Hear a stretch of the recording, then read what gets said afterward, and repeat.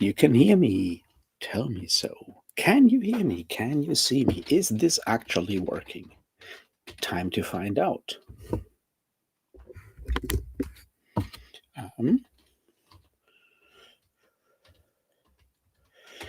No, not yet. But we do have delay, so who knows? Here we go.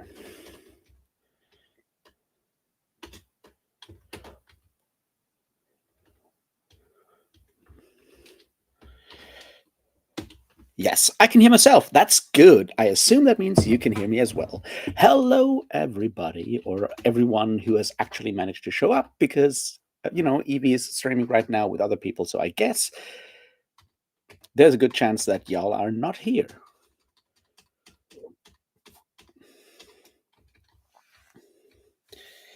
Hey, Mike, how you doing? Sorry. Like, do you prefer to be called Mike or Michael?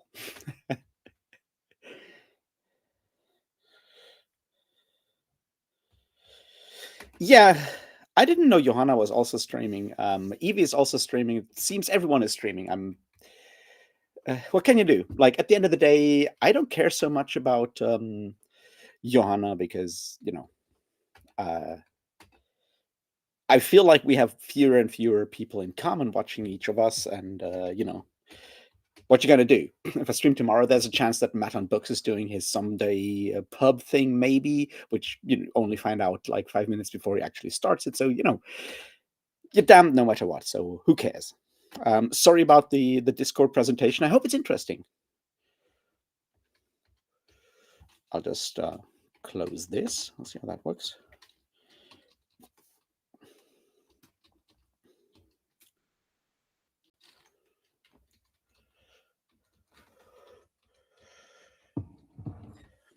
Damn.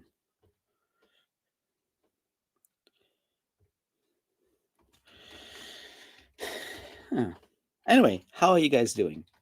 All of you that are actually happy to be here.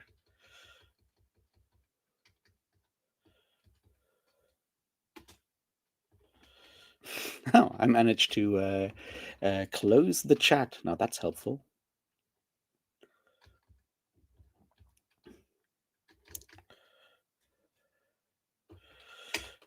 Open panel. Here we go. Or not. Let's see if I can, in fact, get it all figured out somewhere else.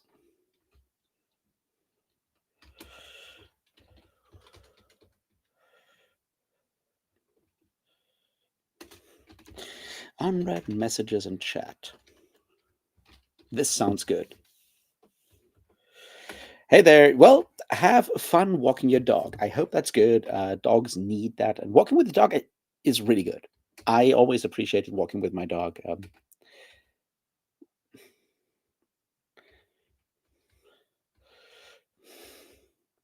Hey, Chadia, how you doing? Thanks for coming over here.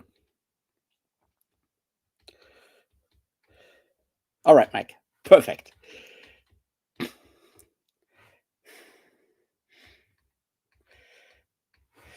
Well, that logo is a D and a Q because it's from a band called Dark Quartera, which is a really, really old Italian sort of heavy metal band. They're weird. They're also really, really good. I love them. They're just weird. Anyway, let's get this all started with, a beer. Cheers, everybody.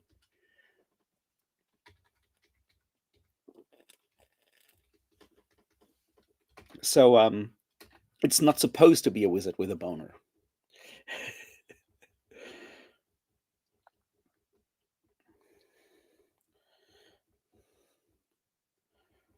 Well, I mean,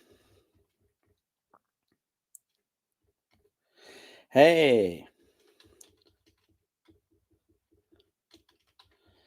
Hello, Phil, I assume that? Now, being lazy is fine. It's Saturday. You have earned your weekend. You can be lazy.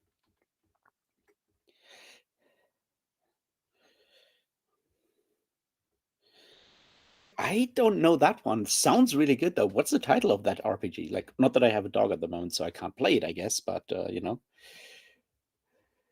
Arcane. I love that.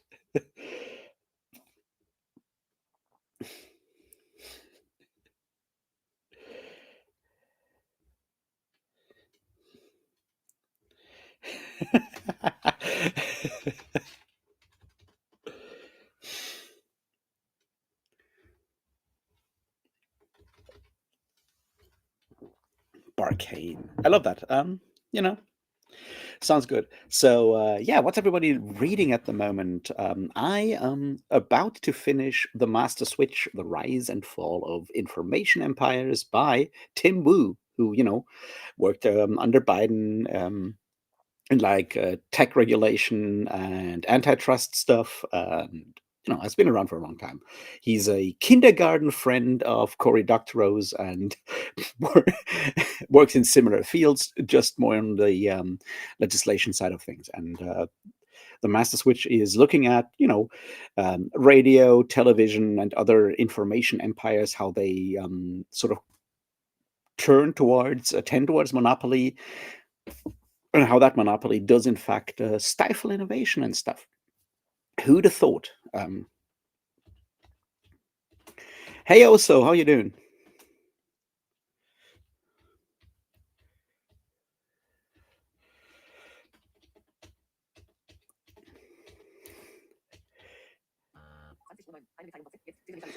Well, Blade itself is fun. I think I think it's look, it's a good book. I think at this point in time, it's not as revolutionary as it felt when it first came out, but it's still, people still talk about it as this brilliant text. So, but it's an entertaining read for sure. Um, so yeah. Anyway, one thing that I found really interesting with the Master Switch is a quote that I just, it's really good. It's really important. More people should think about it. Which is, of course, in the United States, industrial structure determines the limits of freedom of speech, and yeah. But I think a lot of people in the US are not actually aware of the fact that obviously freedom of speech is very much limited by, the industrial structure of the medium that you use for speech, and who owns that, because they can always limit your speech, and they will always do that. Now, obviously, Wu talks about that in the context of the Hays Code and why the Hays Code was so successful, which is, of course, that you had at the time, well, more or less a movie trust almost, where all the important patents were held by the same kind of small group of people. And since they agreed to abide by the Hays Code, which was not a government form of censorship, still it was applied because the people who, had ways of, determining what kind of movies were made, could very much limit freedom of speech. And I think it's interesting to look at that, especially when we talk about things like censorship and banned books and so forth, and even like things like YouTube or TikTok. Obviously, TikTok is the big one right now with, all those really, really well, these defendants of free speech, like the Ellisons and Jared Kushner and what's his face. Oh yeah, the Saudi Foreign Wealth Fund and all of those people having, bought TikTok, and already, playing around with the algorithm. It's like, yeah, that's going to limit your freedom of speech simply because they can just like do whatever the fuck they want, and that's kind of dangerous because, you know, it may not be state censorship, but it's at least as effective, probably more so.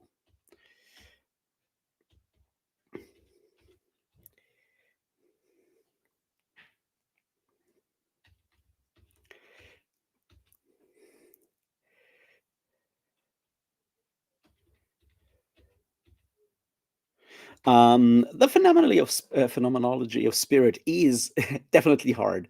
One of those really fucked up things that I get really upset about recently, not because of phenomenology of spirit, what a word,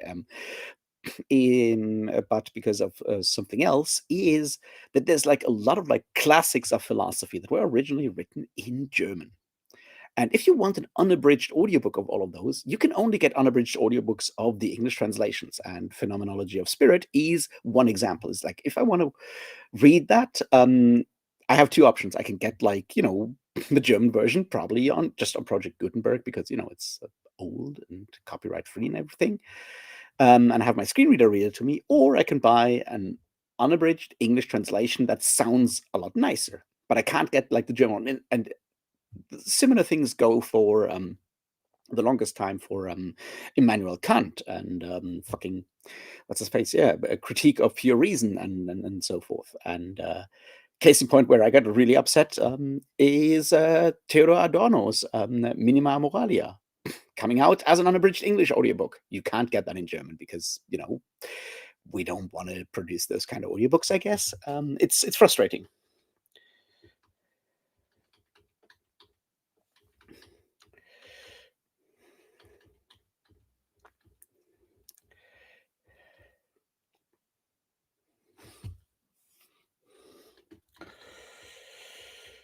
Hey Thornall, how you doing?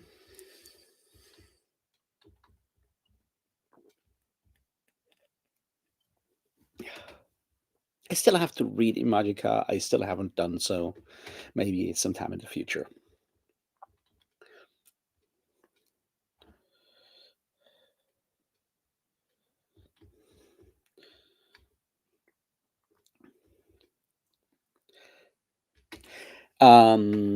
Well, I'd argue it didn't actually get bought in, like, the 2008 financial crisis, although that one definitely didn't help. I think that happened long before. But yeah.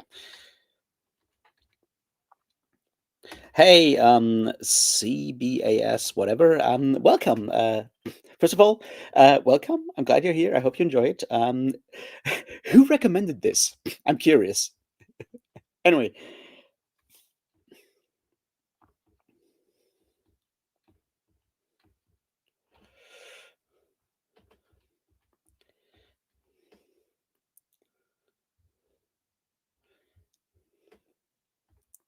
No, Audie, I haven't yet. I've been really, really bad with Discord of the last week. I basically didn't check anything. I haven't been really active on, like, any server. Well, on most servers, and I haven't really checked my direct messages either. I know you sent me a bunch of messages. Every time I open my phone, it tells me that I have, like, 10 unread messages on Discord, and I haven't checked them. I will. I promise. It's one of those things I need to get back to. Yeah. Well, Mike, that's nice. Uh, which ones did you get? Did you find there, like the hard covers or the soft covers? Anyway, uh, but they have, like, a very distinct style. Those, like, at least the hard covers have, like, a very distinct style when it comes to, like, design and cover. I find.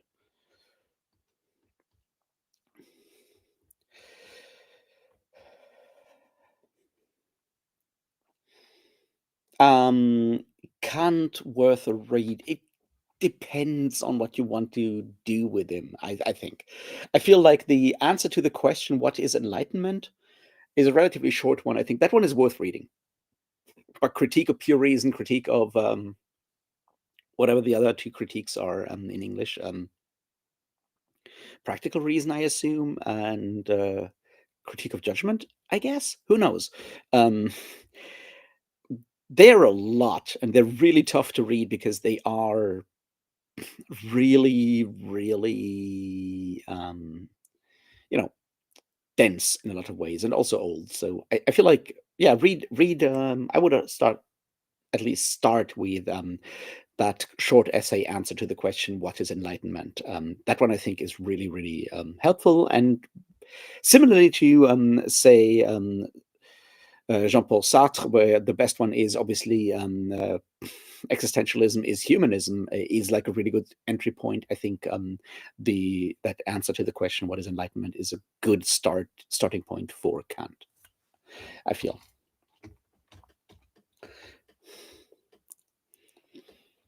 Oh yeah, Capital is another one that you can't get in German in unabridged. You can get it in English unabridged. There's a German audiobook version of Capital that claims to be unabridged and is somewhere between 7 and 8 hours long. Now, the unabridged version of all 3 volumes of Capital in English is over 100 hours long. So you can imagine how much I trust that idea of unabridged Capital in German. Anyway, so yeah, it's a big deal.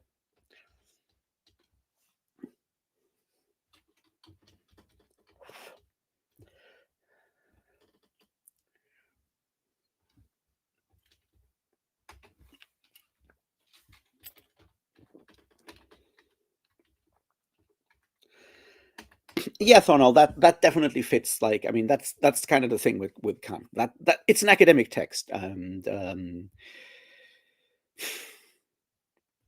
I feel like before reading Kant, I always recommend reading some David Hume, who was, not without his own problems. There's certainly some questionable ideas about race and stuff in there.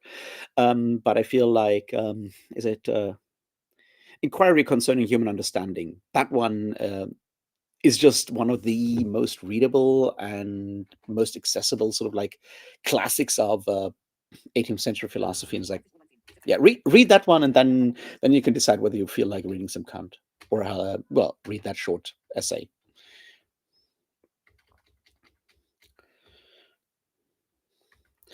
So the hardcovers. Yeah, I mean, I understand why you didn't get them because yeah, in German, but yeah, nice to see that they made it all the way to the US to be to be in like a second used bookstore there.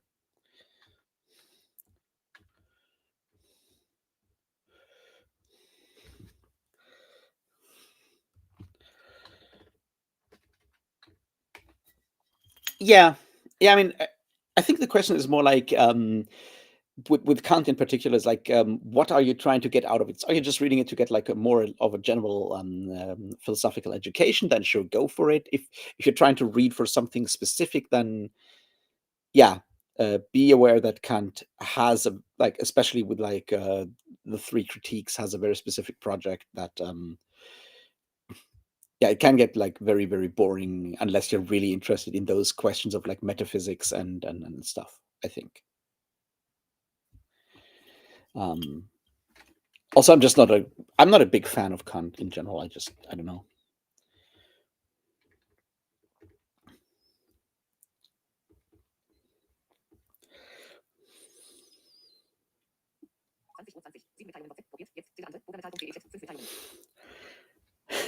Wait, that is really funny. Also,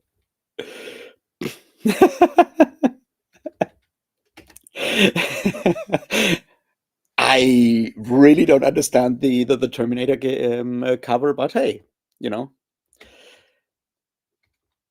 Um, See, the whole like Malazan hard thing. I recently had to think about that when I was reading A Boy with Accidental Dinosaur, which is excellent and really good and fun and stuff. I really enjoyed it. And I was scrolling through like the Goodreads reviews, and someone was complaining, gave it a bad rating and said the prose is bad because they had to look up lots of words. And I'm like, that's an interesting way of describing bad prose. Go like, it has words I don't know, so clearly this has to be a bad book. And I feel like a similar thing happens with Malazan, where people go like, "Oh, I have to look up all these words because Erickson has a specific sort of you know a vocabulary that draws a lot from technical vocabularies from disciplines like geology, archaeology, and so forth." And it's like most people don't know those words because most people don't actually have degrees in archaeology and ethnography and anthropology and fucking geology. It's like,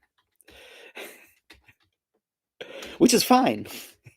Um, but that doesn't make the book like the style bad, or it doesn't make the book very difficult as such. You can ignore like all like the special terms for different ways like a glacier can ruin the landscape. It's like, yeah, you don't need to understand what a moraine is to understand what he's talking about. And I feel I've spoken about that like a long, long time ago, that there is this sort of like weird thing where people feel that they have to understand each specific word and have to have like a definite answer to every single question, or otherwise the book doesn't work for them. And I don't think that's how literature works. Now, granted, it may be that with fantasy, it's like there's a word in there, and I need to figure out whether this is like an actual, like a made up word from like a fantasy language, or something I don't understand because of, not having studied, say, geology.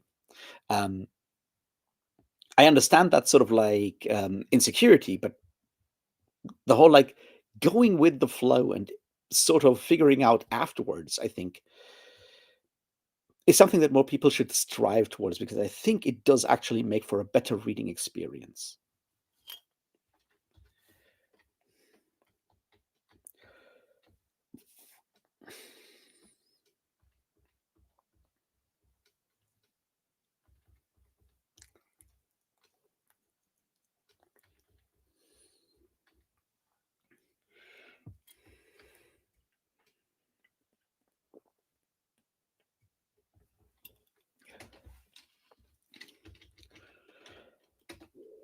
I think what really helped me there was like when I was in high school, English class, my then English teacher did something really interesting with us there, because you had people that claimed that they were really bad at English, and he's like, all right, what we'll do is, like, I'll give you a text, and you read the text, and every time you come to a word that you don't know, you take like a big black marker and you just like black out that word, and you do that through the entire text, and then you go back and you read the text again, and then you tell me what the text is about. And turns out you can do that really quickly. Like you can get the sense of like a text without understanding a lot of words. And like he did that obviously to sort of like take people's fear from like or insecurity when it comes to understanding a text. Go like I can't speak English because clearly I don't know all the words, and I can't understand English because clearly I don't know all the words. Because like, well, just ignore them and don't get hung up on them. And it worked in that regard, but I think it helped me in general when it comes to going like, well, if I don't understand every single word, I don't I don't struggle with that. I just ignore it for the time being. And if I really, really don't understand the sense, then I can still, look it up and whatever, right? Um, but that sort of what's the word there? Being more relaxed about it, I think, is really helpful.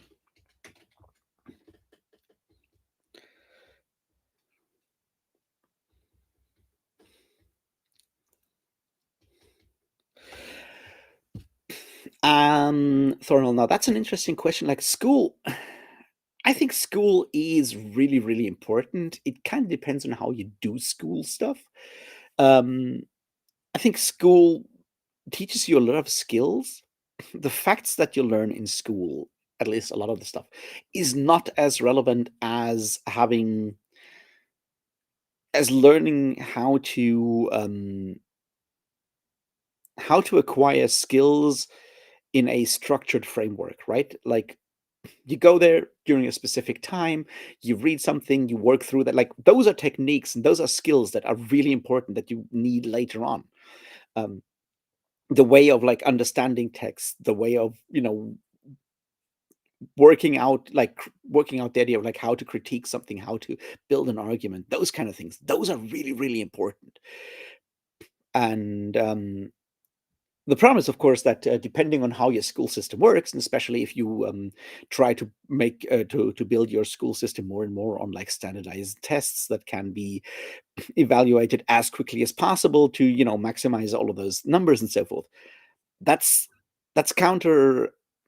That doesn't necessarily work well with the things that you should really learn in school, right? So there is that problem that the more you standardize high school learning, the more you do all of these kind of things, the less useful school becomes as an institution in a lot of ways. Um, that being said, yeah, learning the fundamentals of mathematics and learning the fundamentals of like at least one other language, I think, is really helpful. Plus, stuff beyond that. I think that's sort of like where I stand, and it's like learning all those social aspects of like being in like some kind of structure and figuring out how to navigate structured environments. I think is really helpful because you don't necessarily get that. I guess that's sort of like why I think that, say, homeschooling is not necessarily good, because even if you get all the same information and shit, you lack all the stuff that really matters, which is, of course, the whole like structure shit, and of course, social interactions and stuff.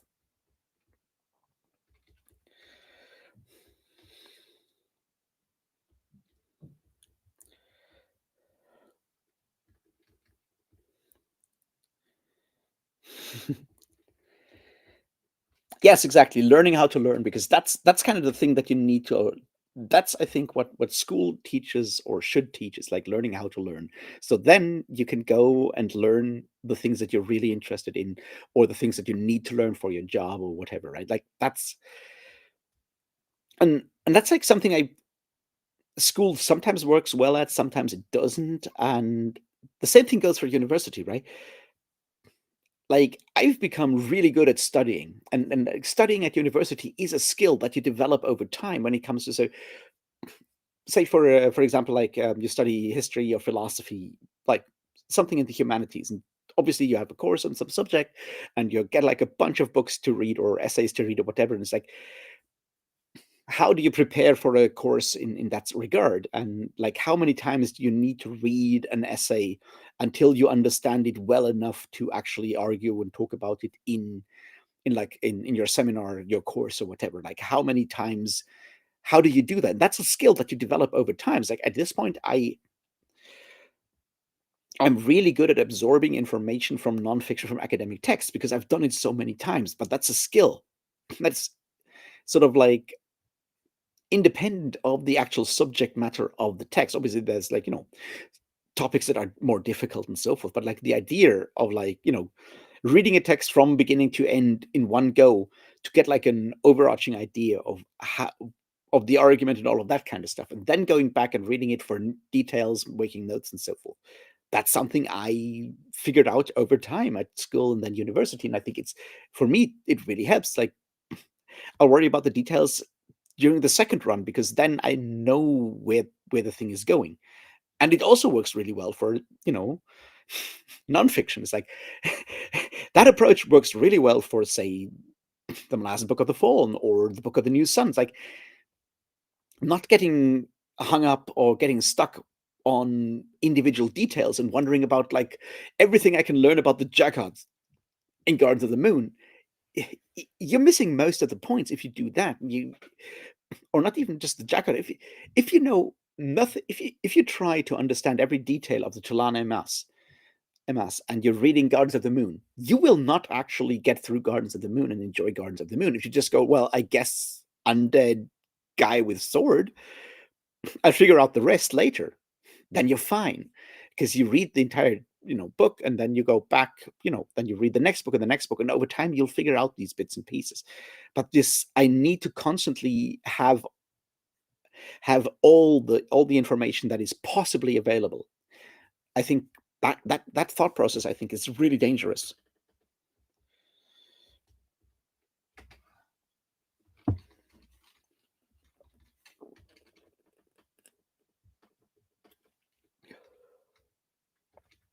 And that general like laissez-faire, I guess. Like everyone's into laissez-faire when it comes to fucking markets or whatever, but when it comes to acquiring knowledge, no one goes like, well, I guess maybe we should do that, right? So that is, that's kind of my thought there.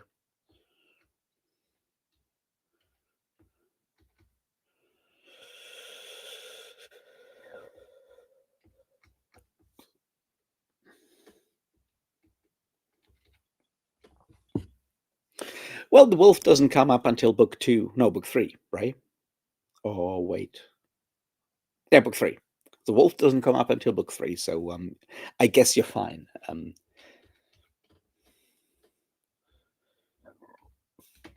But yeah, you don't need to understand more than that, and you can. And I wonder how much of that is because of like what you might call a like a dominant medium, I guess, and how those things then sort of like. shape our general approach to media in a lot of ways. And my argument is always that see, if you read like Game of Thrones and the Blade itself, like if you read Joe Abercrombie or George R. Martin, right? Those are authors who are writing novels under the paradigm of television.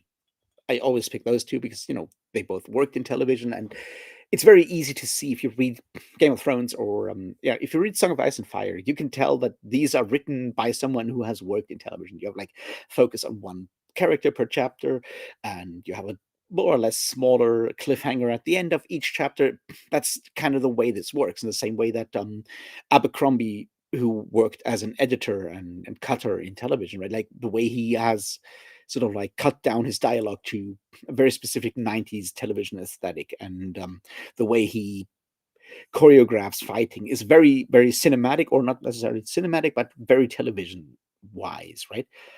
And I would argue that with Brandon Sanderson, and he's like a good sort of like example there. There's others, like the paradigm that these people are writing under is no longer television, because that's no longer the dominant medium when it comes to how younger generations are engaging with the world. That new medium is video games, right? And video games are by definition closed spaces, right? They're closed. There's always there's a final ending. There is a definite answer to every single question, unless you have something that is serialized, um, generated at the moment, right? Like unless you have something like that, like there are finite, definite answers to every single thing. The world is finished because it's coded somewhere and someone has made every single decision. Every single fucking NPC's dialogue is written out somewhere in there. It's not, it's not procedurally generated in most cases. And if that's what you grow up with as sort of like the medium that you work with, you you then go and watch, fucking law videos, read game guides even, and so forth, and go like, there's a definite answer. There is something I need to know, and the more I know in this moment, the more successfully I will be able to navigate the story, because I'm actively navigating a story if I engage with a book like I engage with a video game, right? Like I do that. The more I know, the easier it will be for me, and the more successful I will be, the higher my high score will be. If I catch all the Easter eggs, if I get everything, then I get all the bonus points, so to speak, right? And and that's why people try to find out everything while they're reading a specific book, because that's sort of like how they approach that. And if you read something like Mistborn or uh, presumably other Sanderson books. I haven't read Stormlight Archives yet, but like if that's how, like if you look at like how Sanderson does these things, that's how it works, right? Like there are definite answers to all those questions in those books, and if they're not in the text itself, then Sanderson may have said something about it in a podcast or on Reddit or somewhere else. So, and those are canonic answers that are the correct thing. And if you know, read Sanderson's books and engage in all of these other communities, you will know all of these things, and then you will feel smart because you already catch all of those things while reading it for the first time. And I'm not saying that's wrong when it comes to reading books, period. But I think it can become really frustrating if that's what you're trying to do and that's what you're used to, and you're engaging with something like, say, Book of the New Sun or the Malazan Book of the Fallen or any other of those sort of like books that don't work like that. It's like The Black Company is another one. Like, you know, that example when fans were asking Glenn Cook about the gender of some of the Taken that were not actually where the gender was never actually revealed in the first novel, and he's like, I don't fucking know. If I have to find out, I'll decide, but until then, I don't know. And that can be really frustrating because this like, no, we don't know. This is undefined. That is something that has become so alien to a lot of us because of the way we consume media, I think.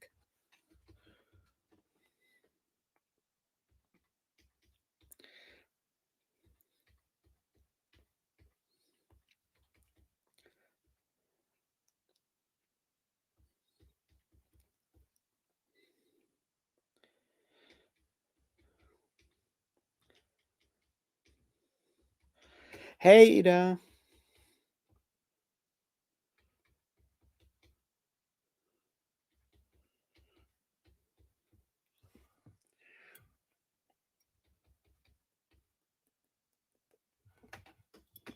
I don't know about replacing a pump in the washing machine, but I think like what Chadia said, like if there's a YouTube video, ideally for the specific model of washing machine that you have, because the difference between like the front loading and the top loading washing machines and all that kind of stuff. So I hope you find it somewhere. I'm sure there will be something. I just don't know how that works. But also, I'm a dude. I don't even use like fucking IKEA manuals when building up stuff. So I'm bad at. I'm not the kind of person you should ask for that, because my goal, my approach would probably just be like start screwing around, and that's not helpful with something like a washing machine.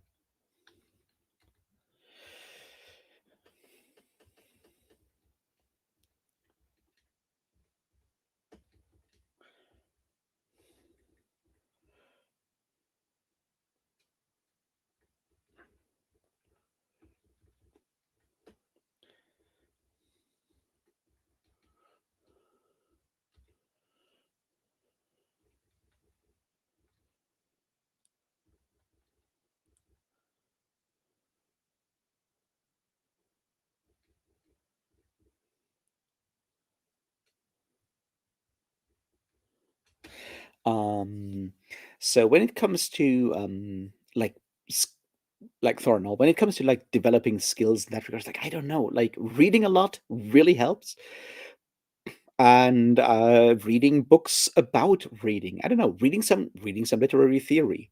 There are some introductions to that kind of stuff, and like I feel like introductory textbooks to literary analysis, that kind of stuff, I think is always really helpful for fantasy. I personally benefited a lot from reading Farah Mendelssohn's Rhetorics of Fantasy. I think that's a really, really good one. There are some people who disagree with her points, or like her categorization, but I think it works really well because her examples are a lot of them are fairly well known books that you may or may not have read, so it helps with that. The talks about some China Mieville, Little Big by Crowley is in there. There is a bunch of other. Blood in the Mist is another example that she used. So I think it works really well as sort of like a first sort of like way of seeing how people who think about fantasy, how they argue and talk about it. There's another one by Brian Atterbury or Atbury. It's also called something of fantasy. I Let me check how that one is. The title of that one.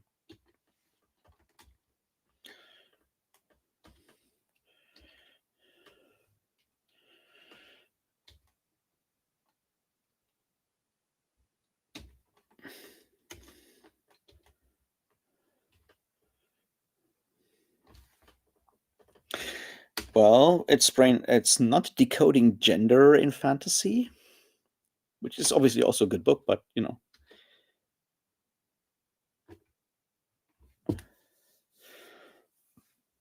stories about stories, fantasy, and the remaking of myth is really good.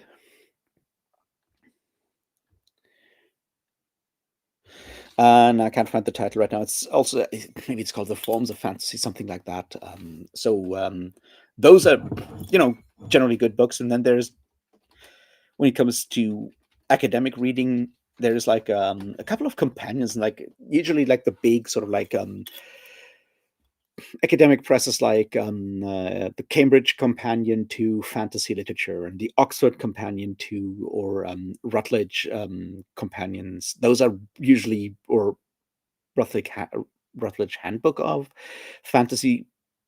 Those usually have good sort of like general introductory collections. They're usually edited by someone who knows their shit, and they have like a ton of essays by different scholars in that specific field that cover all kinds of stuff. For one of the science fiction or fantasy ones, there's essays by Farah Mendelssohn. There's one by Nnedi Okorafor on African futurism versus Afrofuturism, that kind of stuff. That's that's how I do it, but you know, I'm not an expert.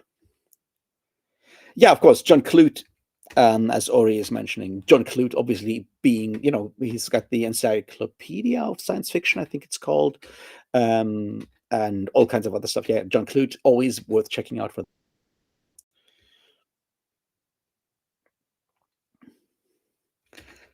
Yes, and Adam Roberts, another one that is worthwhile reading in that regard.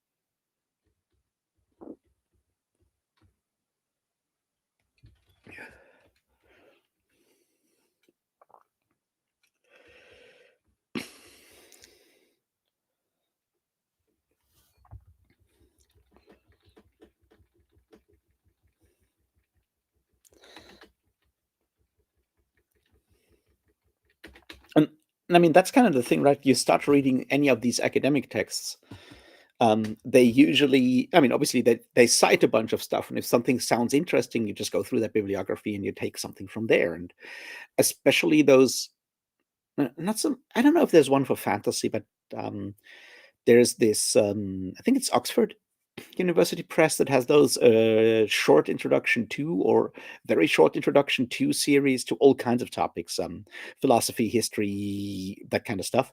And they usually have they are very good introductions. They're written by experts in that specific field, and they then have um, a whole lot of a whole list of further reading, and those are usually good entry points. And from there, you just build your own network of other books and so forth according to what you're interested in, and you'll see the same kind of texts, books being referenced by everyone, and then you go I guess I have to read this one, and then you move from there. For example, one that I still need to read is Fantasy, the Literature of Subversion by Rosemary something, possibly Jackson. It's a 1980s book on, once again, fantasy, and yet.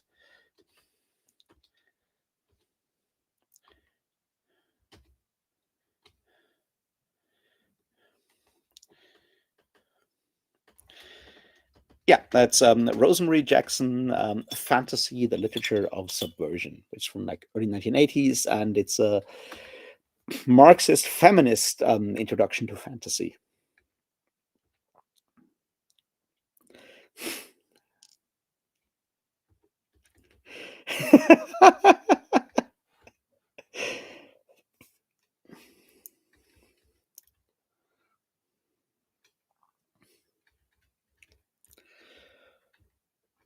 So yeah, that's usually how this works. And obviously, if there are ways to getting all of these academic books if you don't have access to a university library that I guess technically fall under piracy, but I'm sure you know how those work. I feel like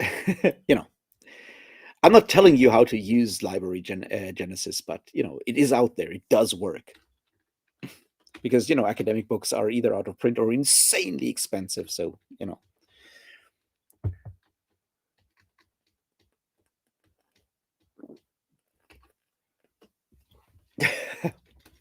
Also Thornall, yes.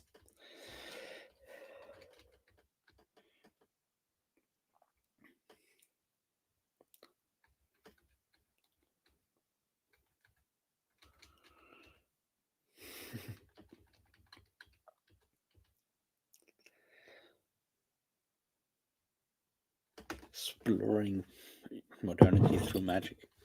That does sound like an interesting book. I haven't read, so I guess I should at some point. But I haven't read that much urban fantasy either, so I guess that's part of the problem.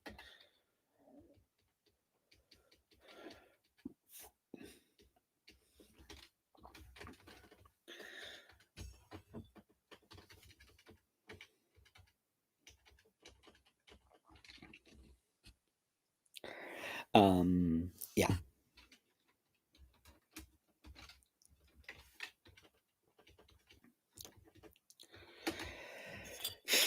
What was I going to say? I don't know. I said I finished Boy with Accidental Dinosaur and I really enjoyed it, and I'm still going to make a video on it. Possibly tomorrow, maybe after that. I already have the thumbnail. It's all good. I just need to record it, and I recorded the video today, and then I came across something in the Master Switch where I'm like, fuck.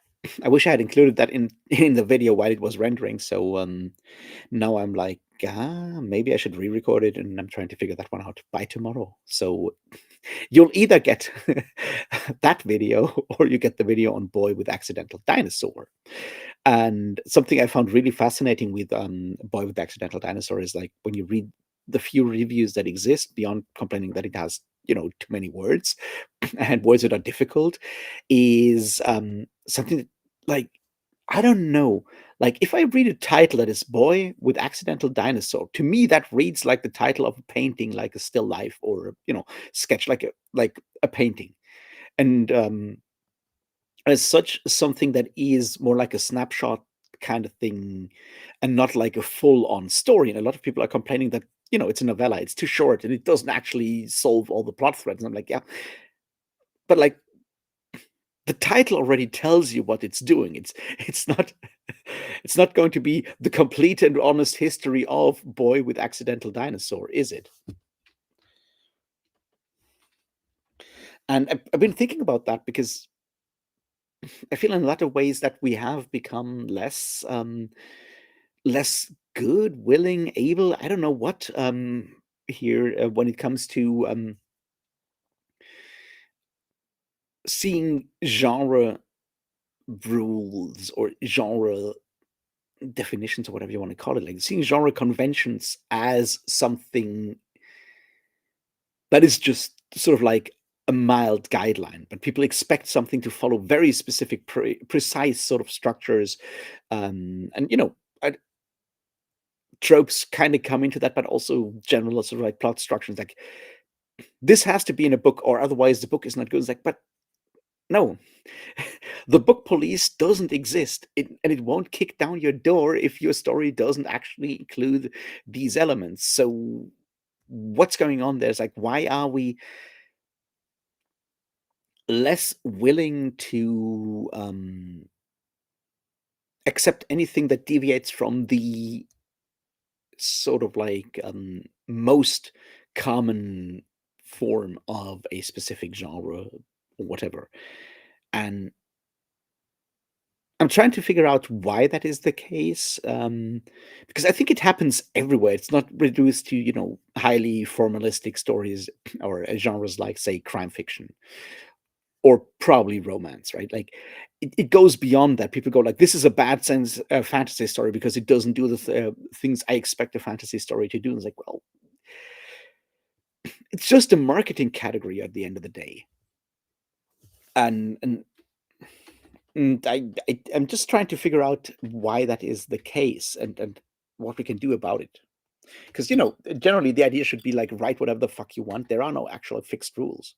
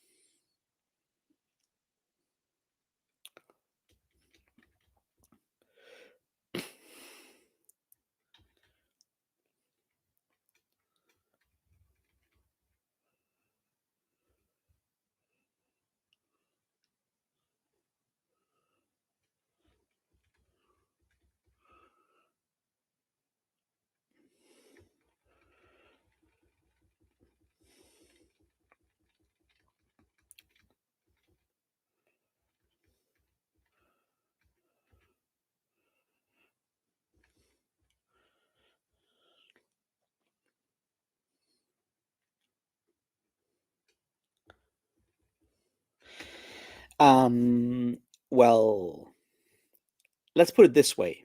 You can laugh at whatever you want in private, but when we're doing something here, which is a public conversation, yeah, don't do the misogyny and don't do the racist jokes, because whatever you might find funny is not what everyone else finds funny, and we're trying to do something, have a conversation here together. So, and at the end of the day, this is my stream and my rules. So, yeah, don't do that, is what I'm saying.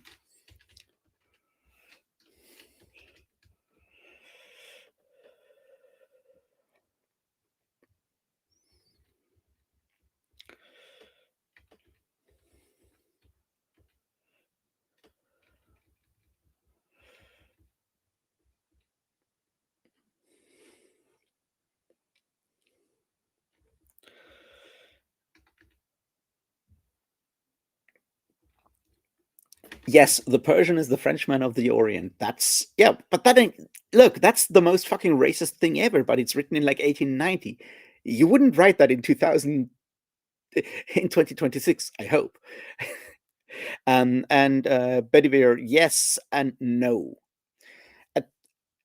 And that's sort of like something I've obviously been talking about in the past and thinking about, like the difference between entertainment and art, right? Like if you as a writer create art, you do that because you want to say something. But if you consume something as entertainment, you suddenly feel like, you're making a deal. It's like I pay money and time, so I want the thing.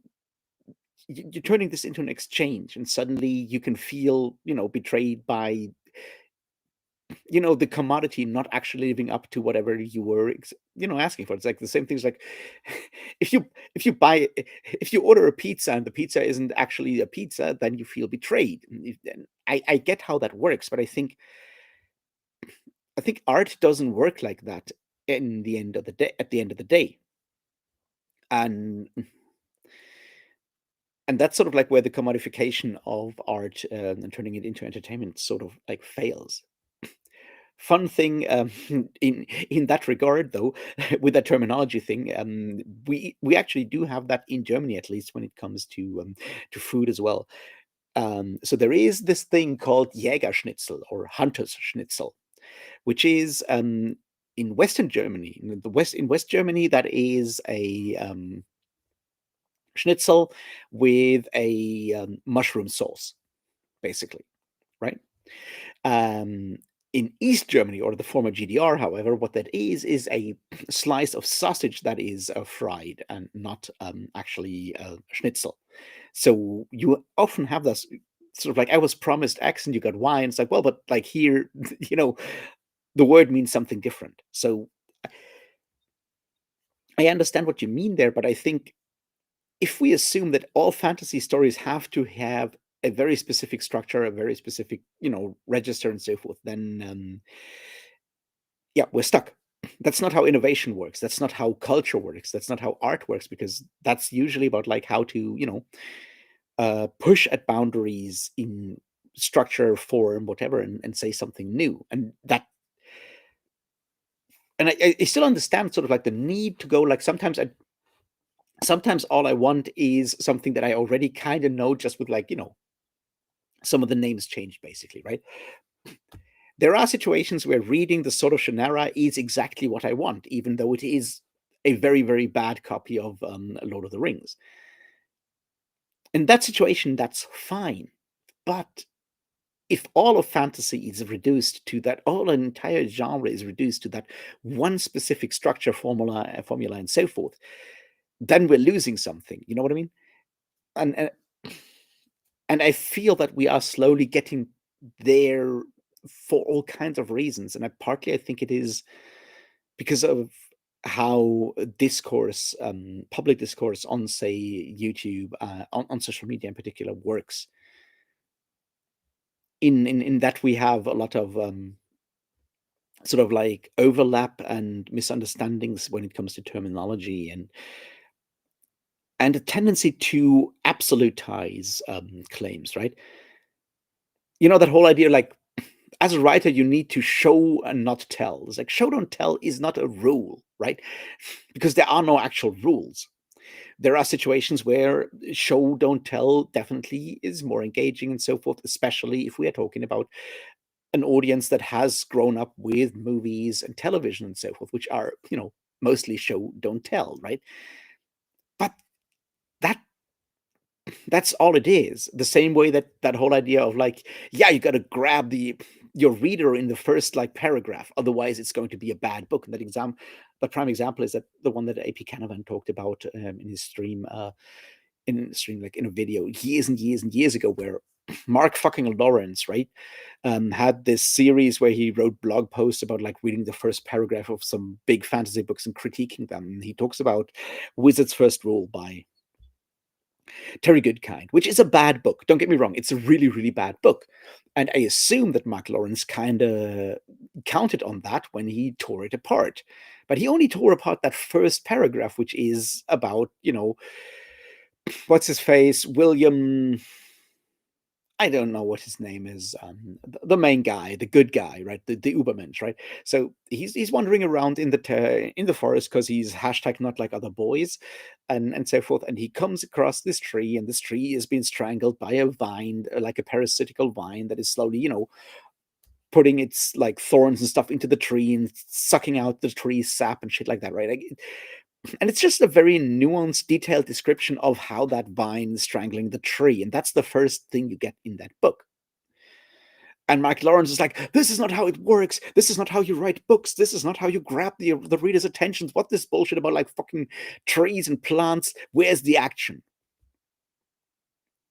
And yeah, fuck you, Mark Lawrence, and the misogynist horse that you rode in on at the time, right? Like that's not.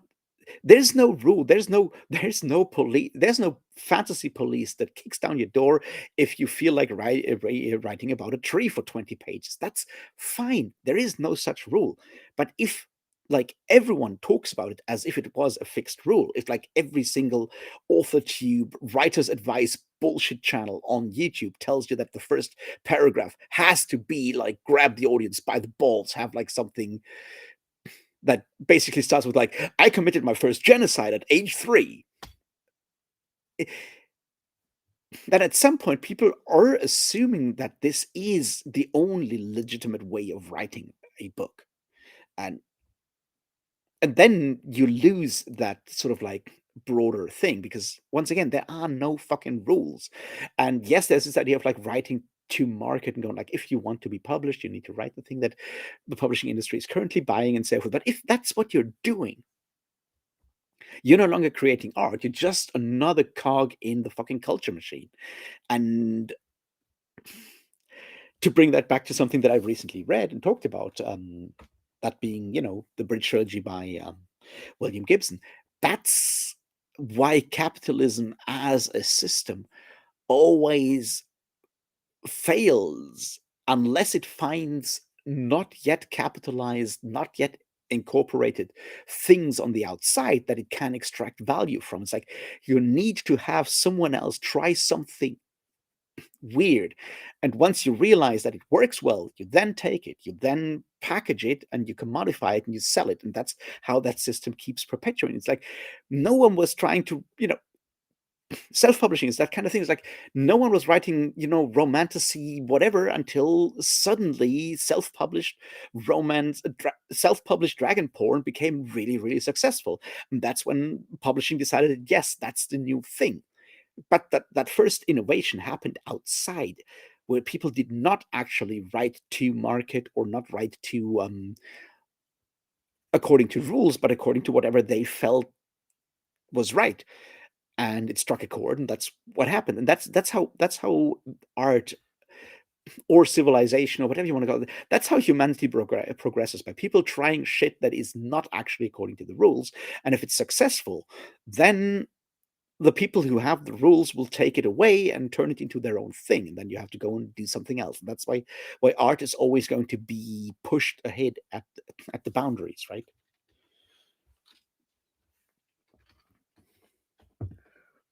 Richard Cypher, yes. Thank you, Thornell.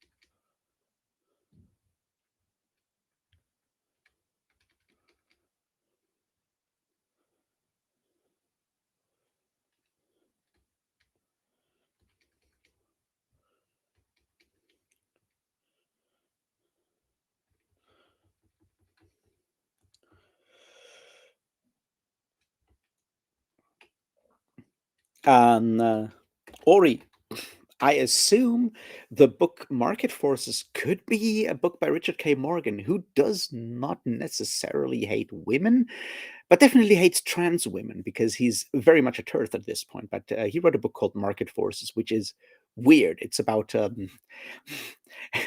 it's about destruction derby style car races to decide corporate mergers, which is a thing.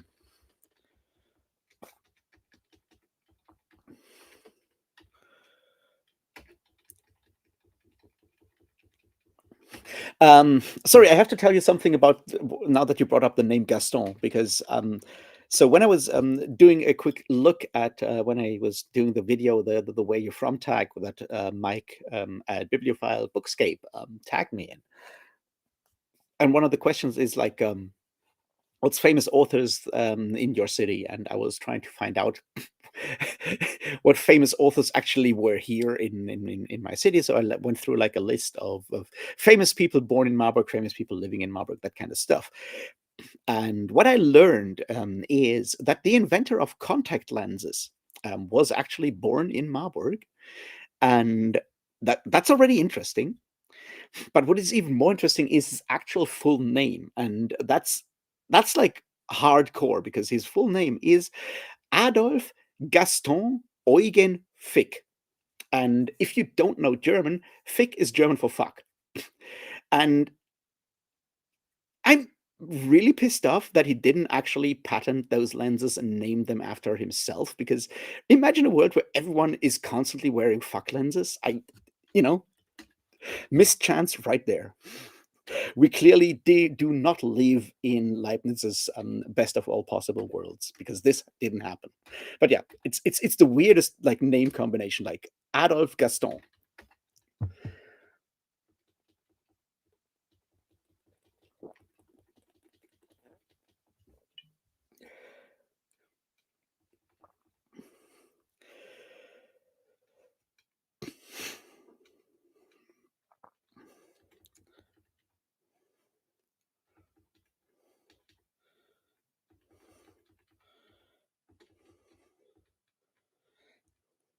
Hey, the former Demidrach, now Gistal, has arrived. How you doing, man? Any news on the whole like France thing for you?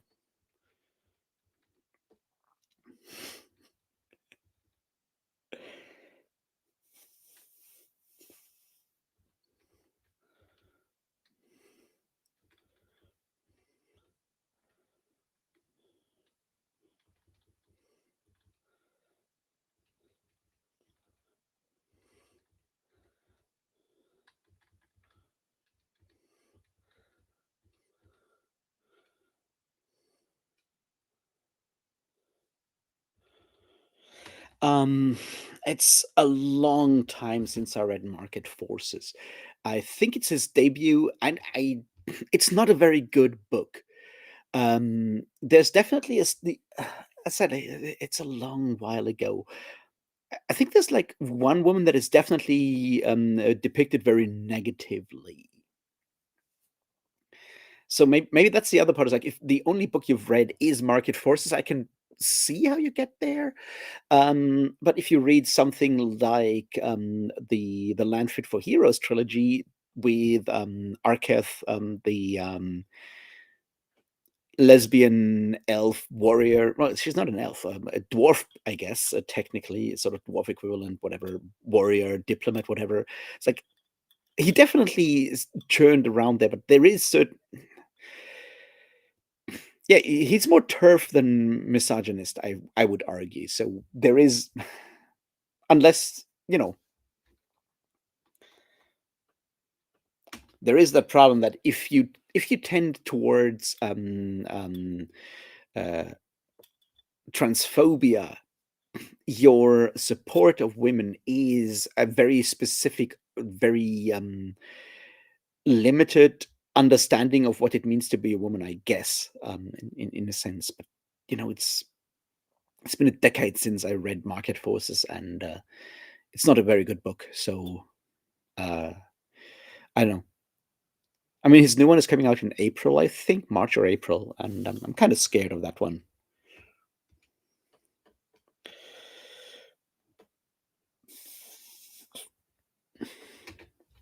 I mean, the thing is, and I think this is important, right? Like, Market Forces is about corporate mergers and basically hyper masculine dudes who are, right, basically driving these destruction derbies to determine which corporation gets to merge or like buy out which other corporation, that kind of thing. And he's very clearly criticizing that specific form of hyper masculinity and uh, hyper capitalism in a lot of ways. But because of its focus on those dudes, it can read as misogynist, I guess, in a sense, because there are no women drivers, right? That's one thing. It's very much all men, and you can either go like, why doesn't he have women do those kind of things? That's misogynistic. Or you go like, well, clearly high finance and so forth is insanely misogynistic to begin with and very male dominated. So clearly it has to be about dudes if he wants to parody, criticize, whatever you want to call it, satirize that specific métier. So I don't think it's the best book to sort of like figure out his general attitude towards women because of the very, very specific narrow subject matter, right? It's like that. I think it's like if you'd write a book that is set in a Benedictine monastery and it's all dudes, it's very difficult to make statements about the author's attitude about women in that situation because they just barely, you know what I mean? And that's as much defense as I'm willing to put up for Market Forces. As said, I don't think it's a very good book. It's very angry, it's very flashy, and it's very edgy in that regard, but not much more.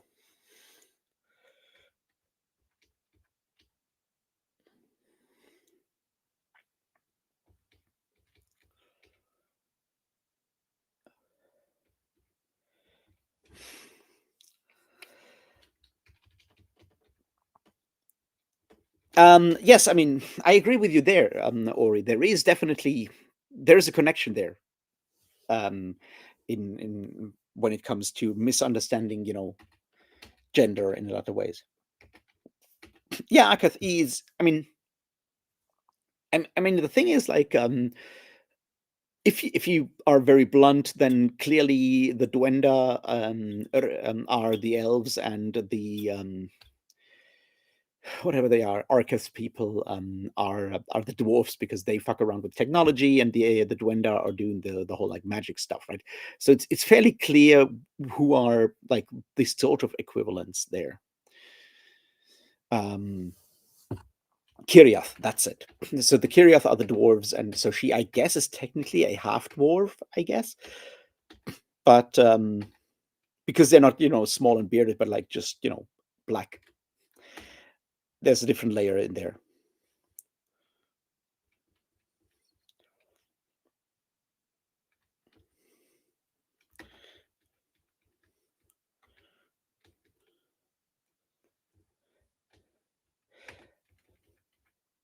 Hey, ugly muffin. I'm sorry that it popped up on your home feed, and I have no idea why. Um, if you're bothered by it, I'm really sorry. Otherwise, welcome. Hope you enjoyed and find something interesting here. We're talking about fantasy books and stuff, mostly.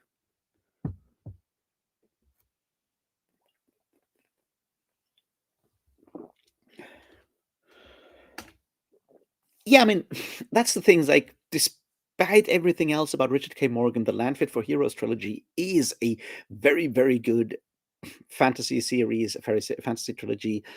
Um, Possibly the best sort of like grimdark fantasy trilogy I've read because it is very earnest. It does sort of like move beyond that very, very over the top irony that you get in something like Joe Abercrombie, and it moves beyond the edginess of a Mark Lawrence. Is no like no. There's some very clear things here. We hate religion, we hate homophobia, we hate you know the connection between rich people who are in control and how they fuck up everyone, and we're going to do as much violence as gratuitous violence as we can to show you how bad those fuckers are, and they're going to get killed violently, graphically, and you can enjoy that, or you can disagree with that, but there's a level of sincerity in there that I really really appreciate. Plus, it's just really really well written.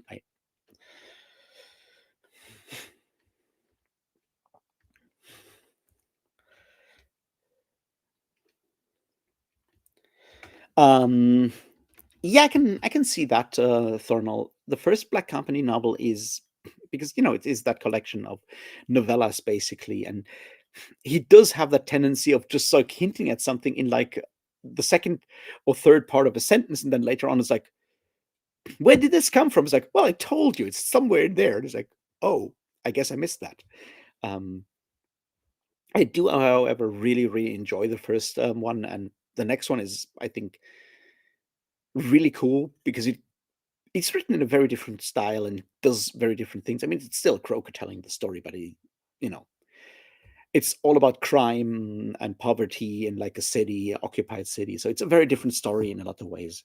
It's also much more one ongoing novel and not this sort of like collection of episodes. So that is really cool. I, you know, I said, like, I really think that Black Company is one of the best. Definitely one of my favorite sort of like darker, more adult, unique sort of like fantasy series in a lot of ways. Plus, it has were leopards and and magicians pretending to be were leopards, and you never know which is which because yeah, let's just leave it at that. You never know which is which,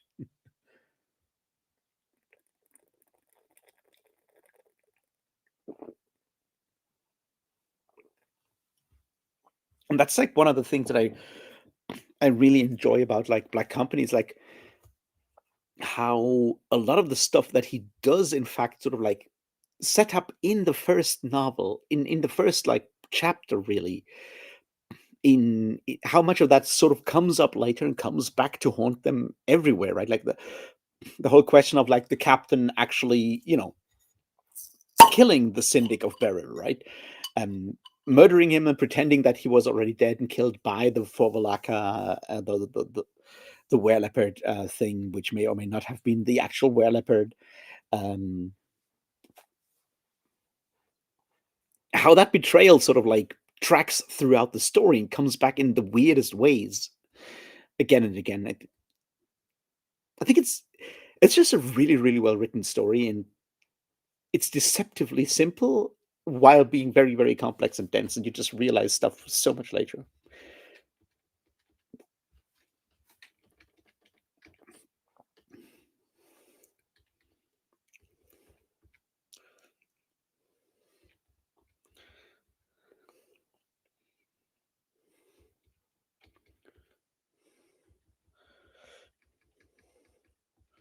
It has flying carpets. It also has wind whales and so much other weird shit, which is just really cool.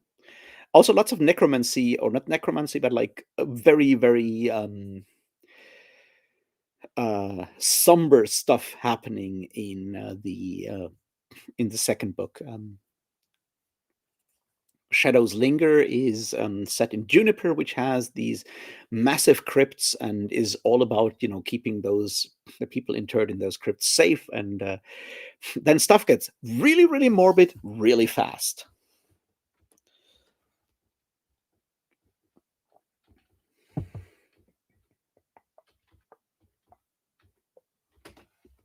Hey Jane, how you doing?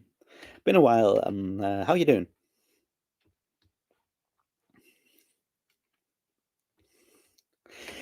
I don't mind him being just called the Dominator. I mean, those are all just like titles, so I think it works in a lot of ways. Um, for me, the biggest problem with the Dominator is that I knew a local punk band that was called Dominator. Obviously, it's spelled the same way, but pronounced in the pseudo Latin way. And they named themselves after a beer from from East Germany. I think it was a beer, I think, from the GDR that was called Dominator. So obviously, every time the Dominator comes up, I'm like, oh, he's that beer drinking punk, isn't he? Which makes for an interesting reading.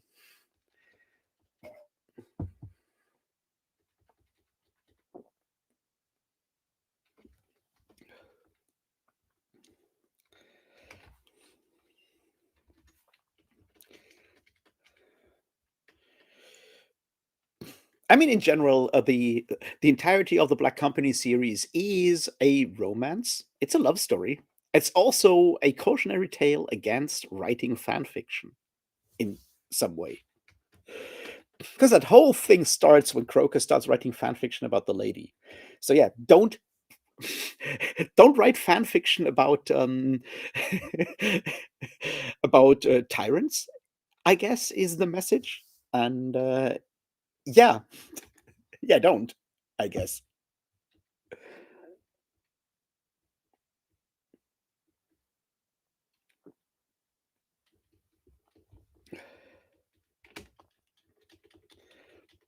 Oh yeah, I saw. I got a notification you shared that. I haven't read that review yet.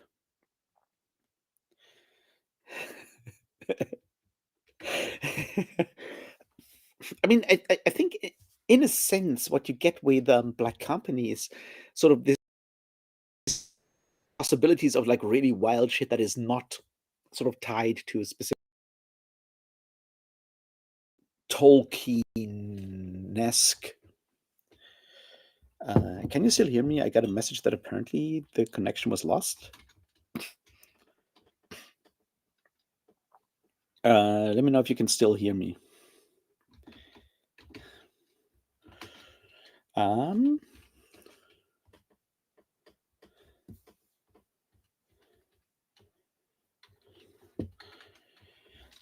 can you still hear me? Let me know.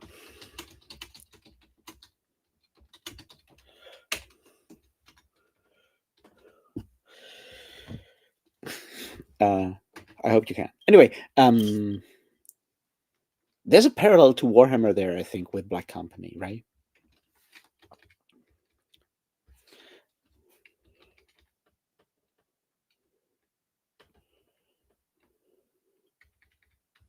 Perfect. All right, perfect. All right. Yeah, so what I was going to say, yes, Black Company feels a bit like Warhammer fantasy style in that regard because you have, it's very military. Everyone is slightly weird, slightly stupid, over the top, and you have like weird magic and technology that doesn't fit into those paradigms. You have like, the teleporting talking stones, you have the wind whales, you have the flying carpets. That's Warhammer shit, like before Warhammer became a big thing, right? So I do appreciate that level, that aspect there.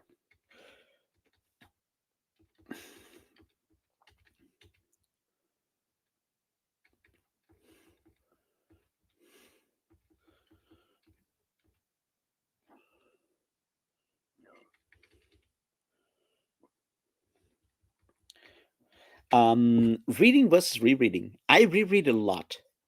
I think it's really helpful, especially with stuff that you've read like a long time ago, but have like very fond memories of, or stuff that you have very bad memories, because we change as people. So going back to something, having new context can change like perception of a book a lot, and I value that. I think that's really helpful and really good. But I mean, at the end of the day, it kind of depends on like why we read and what we want, right? I mean, I personally continuously reread Discworld novels. That's what I do. That's my going to sleep kind of thing. My bedtime reading, or listening in this case, is Discworld audiobooks. And yes, I have read, listened, whatever, those so many fucking times. I know a lot of that stuff by heart at this point, but I still discover new stuff that, where I go like, fuck, he did that. you know? And then that's like with something where, like in the case of like guards, right? Like those two guards jokes that took me forever to get to, right? Like the there's one that when they're talking about when they're going to the City Watch building for the first time, like the watch house, right? Like and they talk about the inscription over the door, which is Fabricate DMPVNC, and I'm like, I don't get that. And years, and he obviously goes on and is like, well, which means to protect and serve. And yes, what it really is like broken Latin for make my day punk, which is of course a Dirty Harry joke. And to translate make my day punk into to protect and serve is, Terry Pratchett making a joke about, the way we talk about police and stuff. All of this is really, really funny, but I had read Guards at least 10 times before I realized that one. The same way the other one that took me for fucking ever, right? In God's Guards is near the end, right? There's a scene where they're going to crown the king before the dragon shows up and eats the king and everything, right? Like, and there's the goat that is tethered next to the altar because it's going to be sacrificed as part of the service to, crown the king and everything, right? And the goat is chewing its cud and it thinks, in brackets, in goat. What a lucky billy goat I am to see all of this so close up. This is going to be something to tell the kids. And maybe that's because I'm, not an English speaker by birth, I guess. But to understand the double meaning between kids as, children and kids as baby goats, that took me for fucking ever. I'm like, holy shit, this is so brilliant. And that's something you don't necessarily pick up on the first go.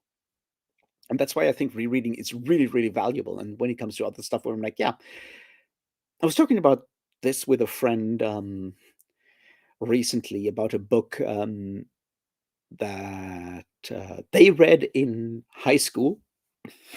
They're Italian, right? So they read Zeno's Conscience by Italo Svevo in high school, and they were talking about like how they want to reread it because it's one of those classics. I haven't read it yet. I'm going to read it, buddy, read it with them and talk about it with them, I guess.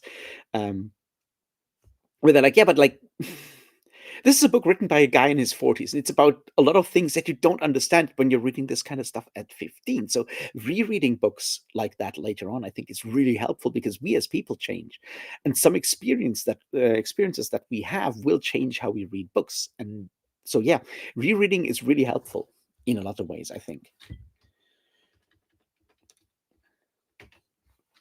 So yeah, that's where I stand on like the reading versus rereading thing.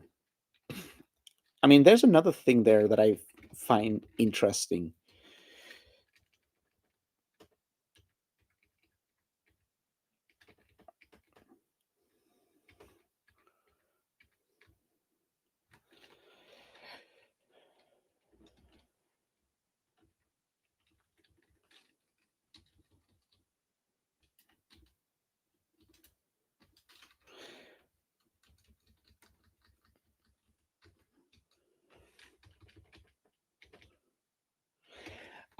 So I hope I'm still there. Anyway, so the other thing that I find so interesting with this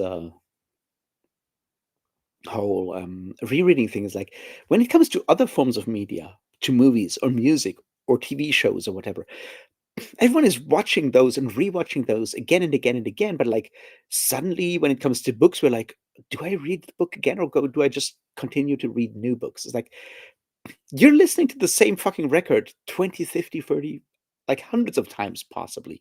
You're rewatching your favorite show so many times. You're watching movies 10 times. So what's keeping people from reading the same book again? I don't know. Just one of those weird things. No, you never can read all you want. That's I mean, obviously the other part is like you have to make peace with the fact that you will never read everything. But that's once again, that's fine, I think, because like, why are you reading? Are you reading to, find out new things? Then as long as you're reading stuff, you will find out new things. You will find out new things by reading old books or rereading books. If you're reading new things only to talk to other people about those new things, then you're reading for a different reason.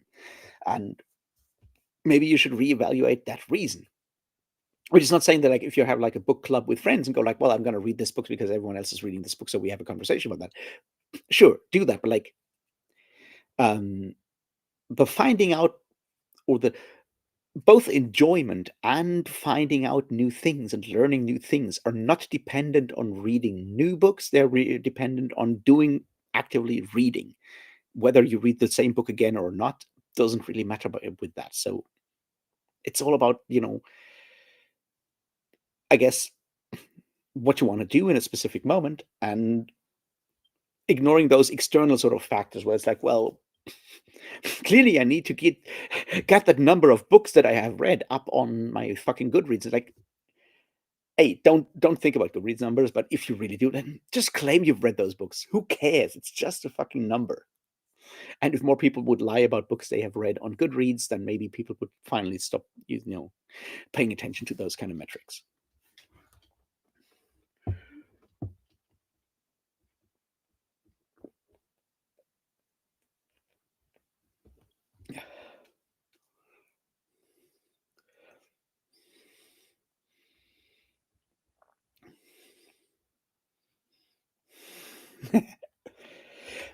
Yeah, and that's fine. That's fine. You don't have to read everything. And like, and depending on what kind of books it is, right? Like, it sometimes it's also about, especially when we're talking about nonfiction, but not just nonfiction, right? It's enough to know that I have it there. So if I'm in a situation where I feel like reading book X, or if I need something that is in book X, then I can go and pick it up. It's about having access to that. And I think that access stuff is important because it's the same way with our minds, right? Like, a library in that regard is a bit like the extended mind, which is, one of those philosophy terms that are weird, but like, we talk about that, like, extended mind as, having notebooks and stuff like that, where we do stuff like, we remember a fuck ton of stuff, but we don't actively remember all of that stuff all the time. But we kind of, if we try to remember, right, we can go there and call up that specific memory and figure that shit out, right? Like, right now, I don't exactly know how to build a vector space in mathematics, but I studied that, and I'm pretty sure if I sat down and thought about it hard enough, I could recall how to do those, what kind of axioms define a vector space. I guess it's vector multiplication, vector addition, and some more things. Anyway, my point is, we have a lot of this stuff sort of like in what you might call external space, or not, you know, it's not in our it's not in RAM, it's somewhere else, in a lot of ways. And I feel like a library is just a physical version of that, where we have books around where we're like, yeah, I know I have this book, and I broadly know what's in that book. And if I need to bring that up to my, like, to my present sort of like understanding of the world, I can go and pick it up and read it. And that I think is valuable in itself. And and that's one of the reasons why I feel like, that whole idea of how we talk about a lot of other commodities, I think, doesn't really work well when it comes to books. Uh, I guess technically when it comes to music, when it comes to movies or whatever as well, right? When it comes to art, it doesn't work as well. It's like, yeah, you don't need 20 different, you know, I don't know, you don't need 20 chairs in your room. Unless, of course, you run meetings for 20 people or whatever, but like, you don't need that, because there's a very specific function, and that's that. But art doesn't, have one specific function. It works in different ways. Like, I have like way too many records, right? Like both CDs and vinyls. I have way too many of those in the sense of, yes, I've listened to all of them once or twice. Um, but I'm not constantly using all of them, right? Like, so the idea of like you like minimalism doesn't work when it comes to art, is what I'm saying, because art cannot fully be commodified at the end of the day, which is good.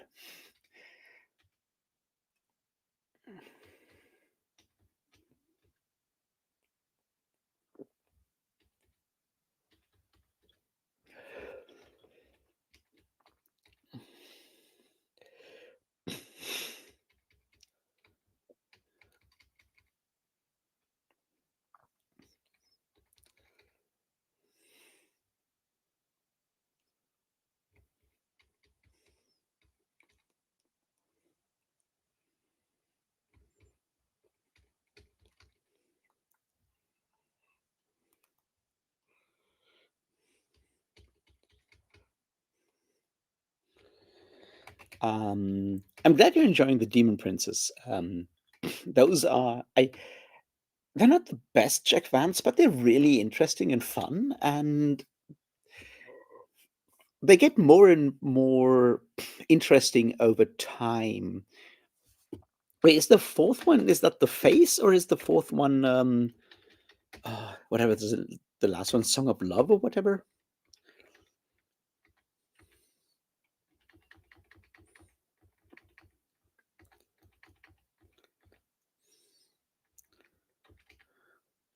Well, I hope you get it done also. I'm very excited for that comic or graphic novel or whatever it will turn out to be.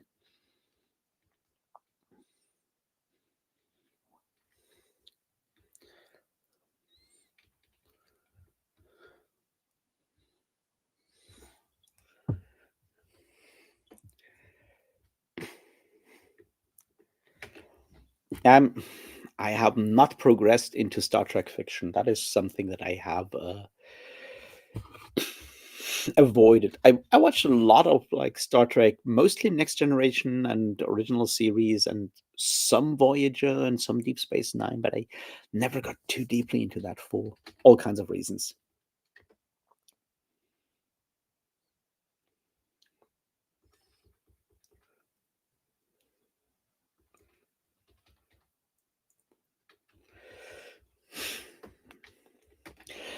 Jin, that might be interesting. The thing is, I've only ever read The Sword of Shannara and The Elf Stones of Shannara, and The Sword of Shannara is absolutely fucking terrible. I I felt, however, that the Elf Stones of Shannara is actually pretty solid. It's a good book. It's probably more YA fantasy than anything else, I think.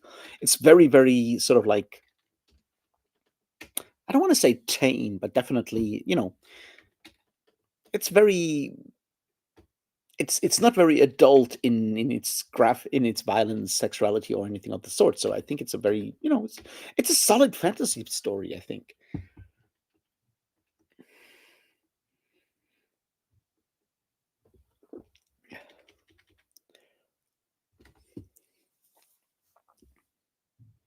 Oh yeah, the face is really, really funny. I do agree. Uh really good book.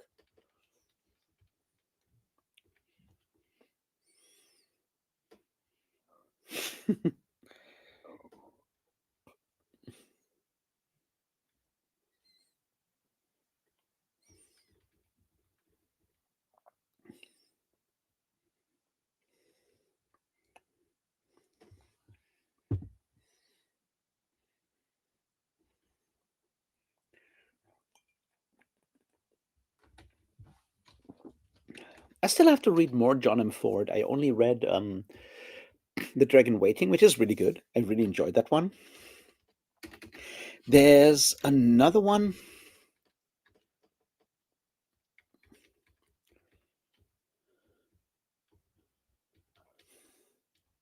I keep forgetting which. It's something set on the moon, and it has a in the new edition. It has a introduction by Francis Spufford, which I found interesting. Which I'm going to read None Such, I guess, in 2 or 3 weeks, whenever it comes out.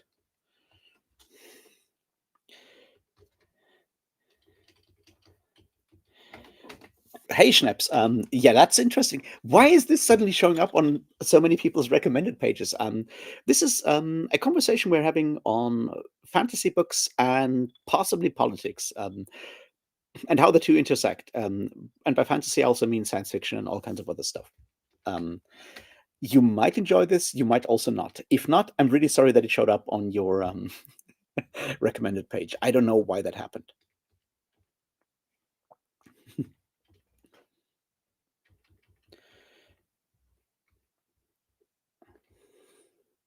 Yeah, growing up whitelist. That's the one, Ori. That's the one that I was thinking about. And yeah, I still have to read that one. And yeah, I'm very much looking forward to the to None Such. I think that's going to be an interesting book. But March is going to be good with books in general because Seasons of Glass and Iron and so much more. Also, of course, Late Theory, Frederick Jameson, and or The Persistence of Reading, which I really have to get that fucking review written. I'm I'm already once again doing the thing, which is called procrastination.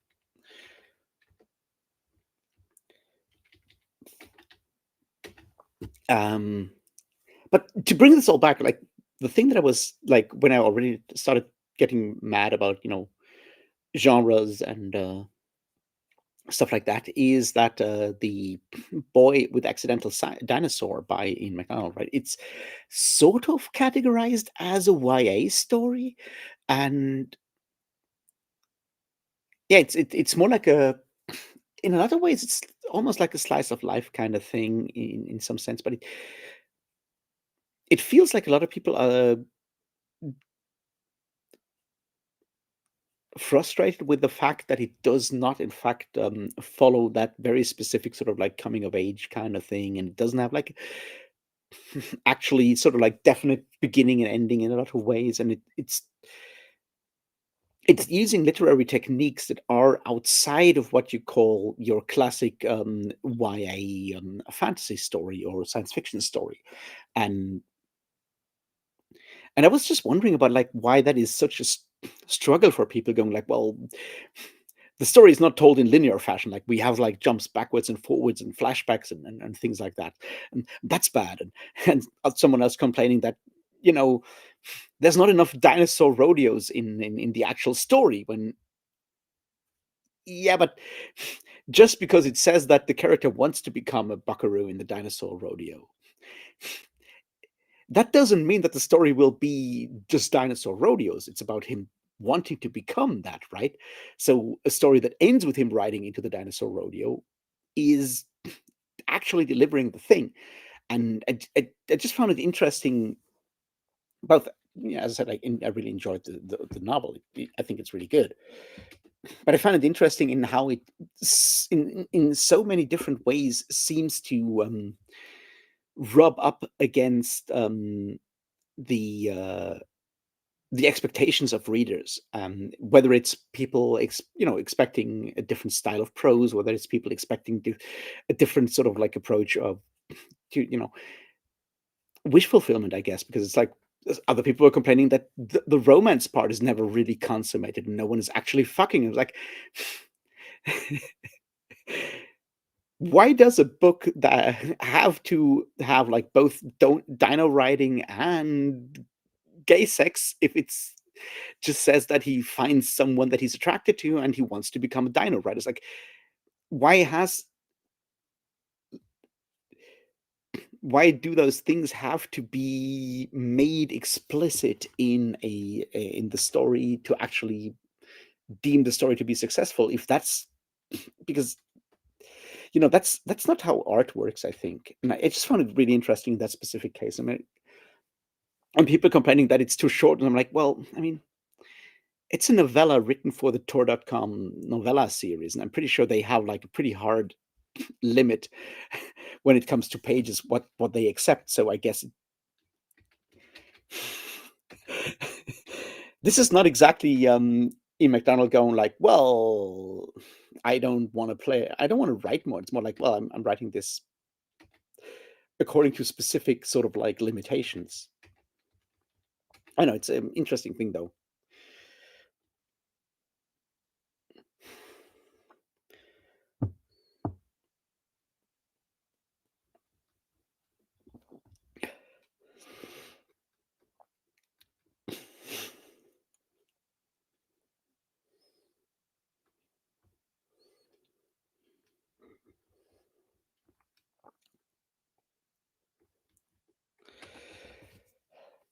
Um, I don't know what you mean with the bull milking farm. Is it the Morning Glory something something? I haven't read that. I also forget, you know, I don't remember the full title, but I think it's called Morning Glory Milking Farm, something like that. I have no idea what it is about, but I assume that's what you mean.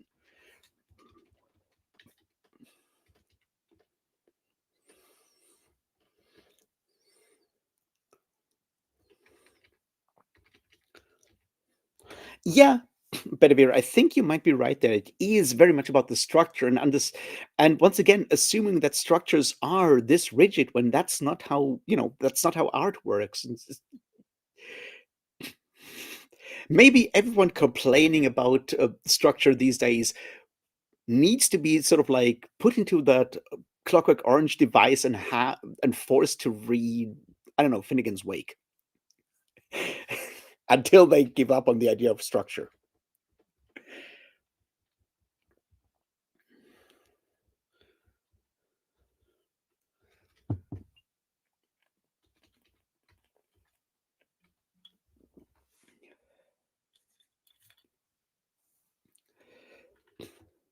Yeah, but yeah, exactly. Like the idea that structure is something that is sort of like put in stone, the same way that that certain tropes and so forth are put into that. And I am still wondering where that really comes from. Like, obviously, that you can go all old school fucking culture industry Adorno, right?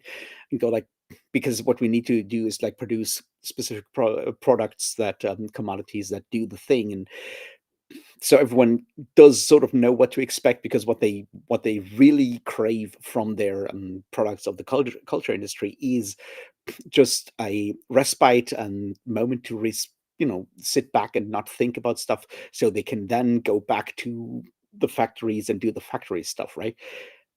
You can go down that road, but I don't think it is that simple in that regard, because there is sort of like an almost like active demand for that and going like, well, we need that specific certainty. And I wonder if that's partly like a backlash to sort of like over the top sort of like postmodernism, right? Like you have your crazy Thomas Pynchon, fucking David Foster Wallace, whatever postmodernist and so forth writers that basically create like what you might call like a bricolage of different styles and different stuff and jumping around and so forth, and really really pushing at the boundaries of any form of structure because structure is partly the enemy. I mean, you know, in a more like post-structuralist sense, right? Like, and I wonder if this sort of like really hardcore adherence to structure and focus on structure is a bit of a backlash there.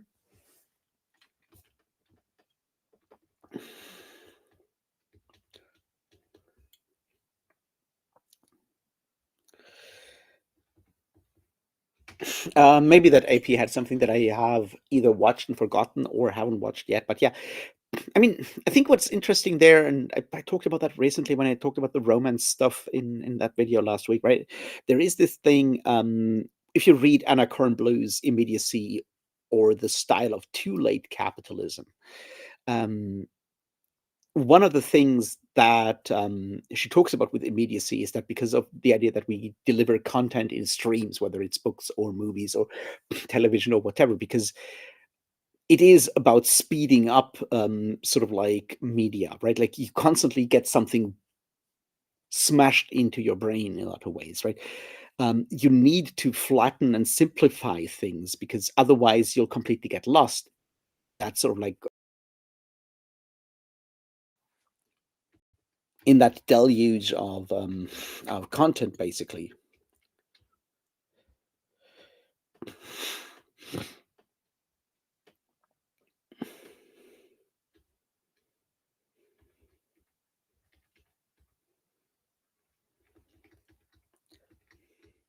Am I still back or not? Because I got like a message that I apparently lost connection again. Please let me know.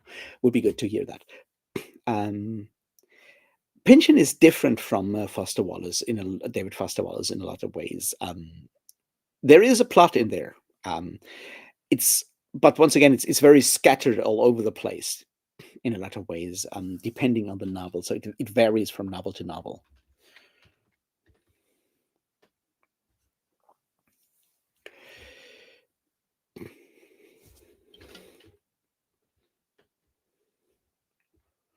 But yeah,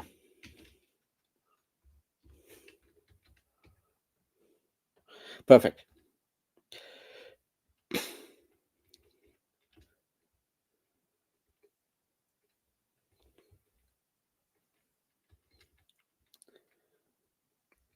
Bedivere, yes, I think it's writer driven in the sense that if you have a very rigid and very clear structure, it's easier, especially for people who start writing, right? It's easy if you have like a very clear scaffold, which I talked about that like years and years and years ago when I made a video on Daniel Green's first novella, the what's it called? Breach of Peace. And because it's basically a heist story, it's like crime fiction, police procedurals, heist stories. A lot of these have very clear structures, and if you have something like that, right, like it's easier for you as a beginning writer to build your plot and stuff around that very very clear and rigid structure, because you kind of know where you're going.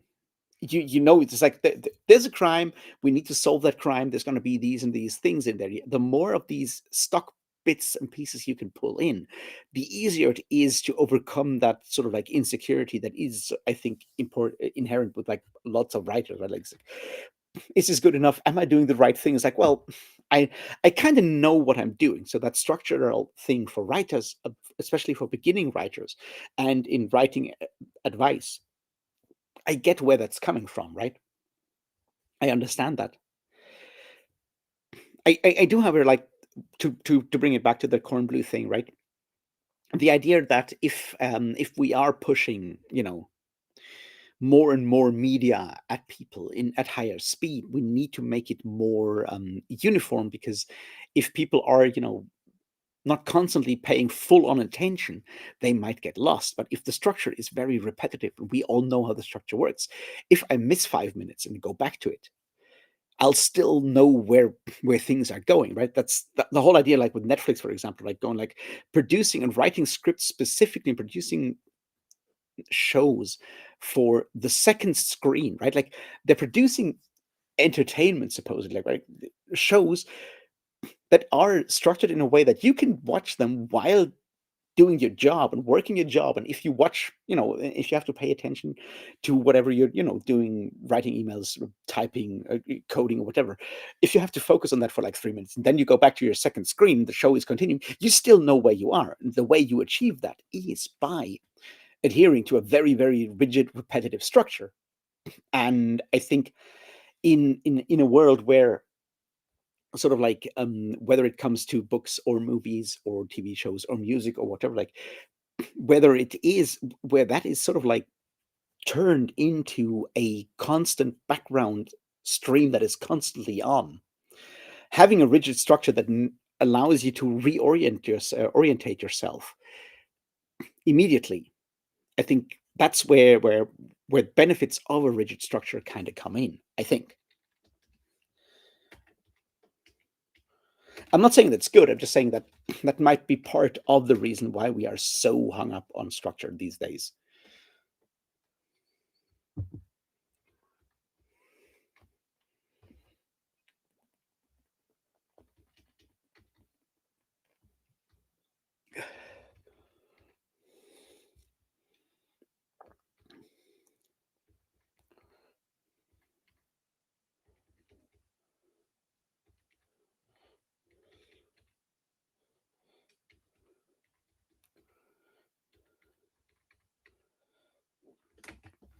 Yeah, I don't know what's going on with the internet today here. I don't know.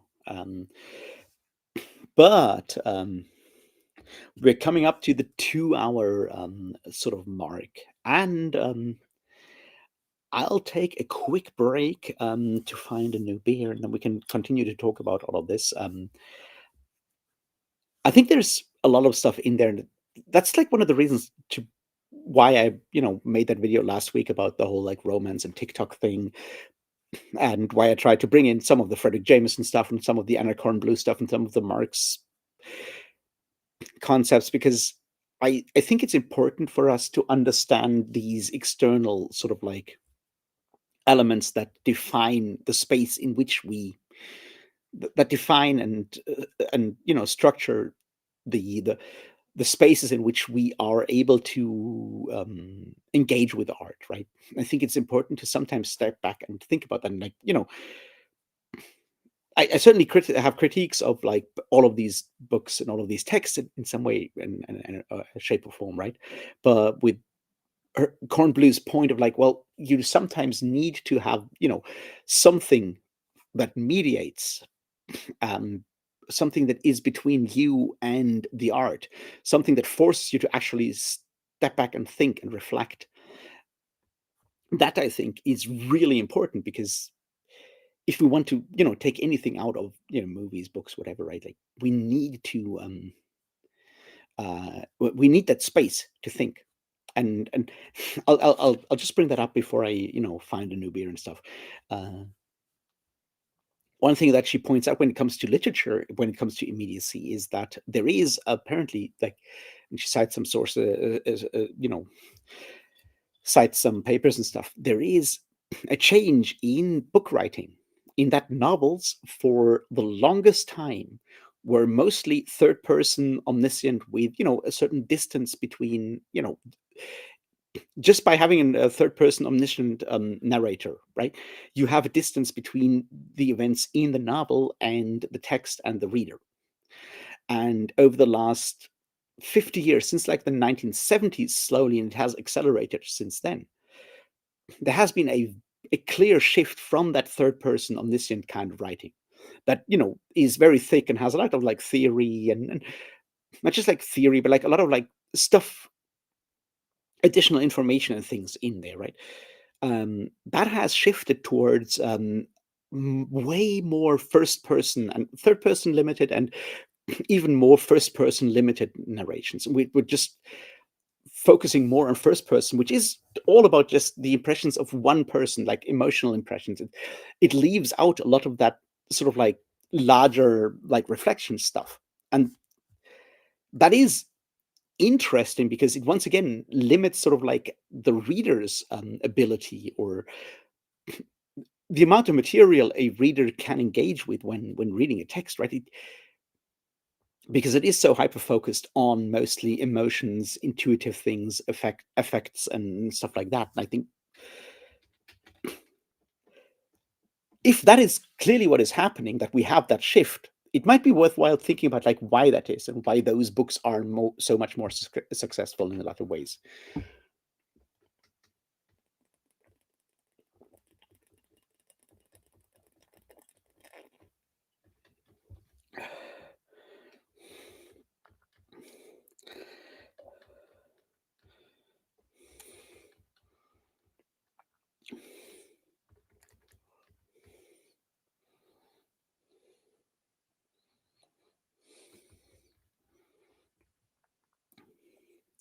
Um, yeah, Bedivere, I think you're right there with the feedback loop. Um, and I mean that's like the next thing. There's like, and I don't know how to solve that problem, right? The whole question of, and we need to get back to that once I have, gotten my next beer, right? Um, the difference between escapism and reading to challenge yourself, right? Because there is an element of like classism or elitism or snobism in there, where people go like, well, you have to read to challenge yourself, you have to read edgy shit to think and really expand your minds. Like, well, if you work like 50, 60 hours per week to just make ends meet, you don't have that. You don't have the capacity, the energy, or whatever, to actually, challenge your mind constantly. So you go back to something that you kind of know. It may not be the second screen in like literally the second screen, but it kind of still is a thing that you fall into to just regenerate for a moment. And in that regard, like reliability and knowing what you're kind of getting is once again, necessary, I guess.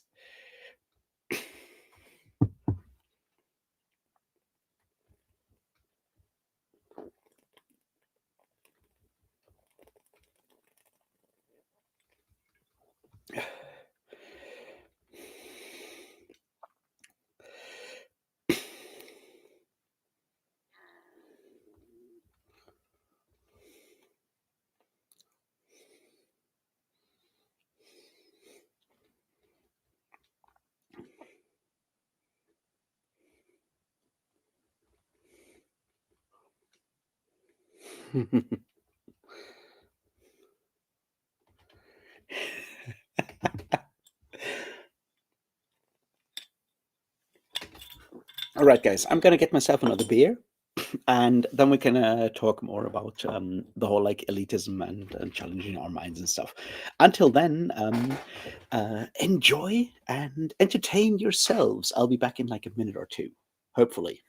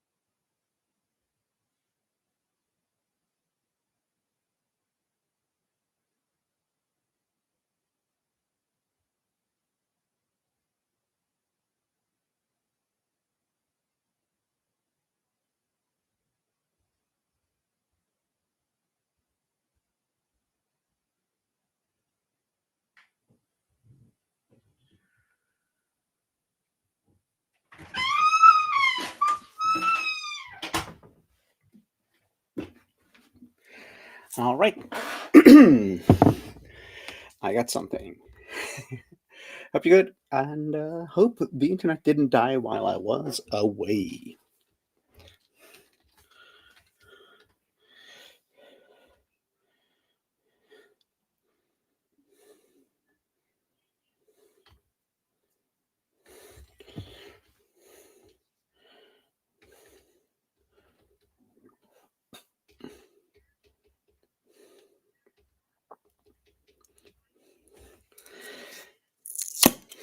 All right.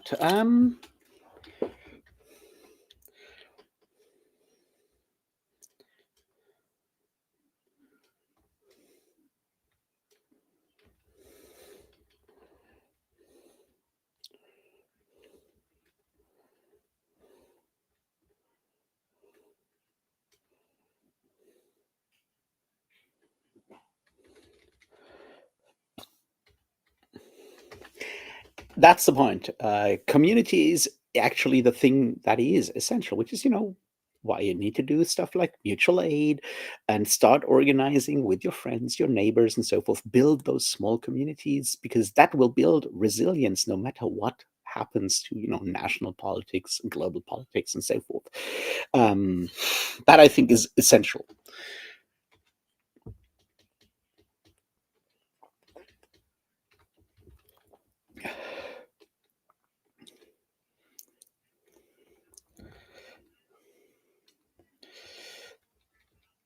Wow. That is terrible. I'm so sorry, John. Like 99 cent absolute. That is brutal. No, I was going to say something there on the whole like. Oh yeah, AI. AI is not going to come for white collar jobs as such. I think so. This is a thing that Cory Doctorow has been talking about recently, and it's always helpful to talk to listen to Cory Doctorow.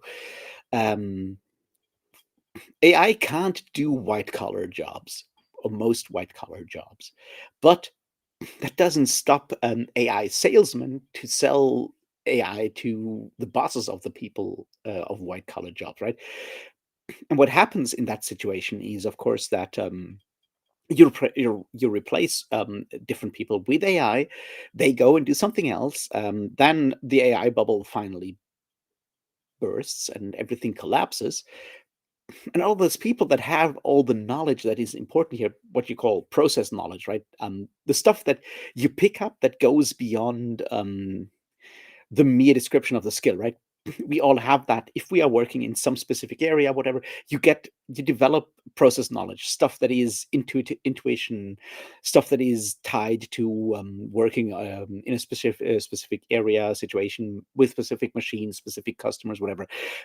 That stuff is very much a human thing. We can't replicate that. But if all the people that have that kind of knowledge leave their jobs or are fired because someone thinks that actually AI can replace them, once that AI can't actually do the job, those people have moved on. They're doing something else. So it's going to be really, really bad in a lot of ways. Um, but that's not because AI is actually competent or current forms of artificial intelligence are actually able to replace these jobs. It's just that for all kinds of systemic reasons that we've built up, that won't stop the people in charge from, still doing the AI thing first. And that's going to be really, really bad um, in a lot of ways.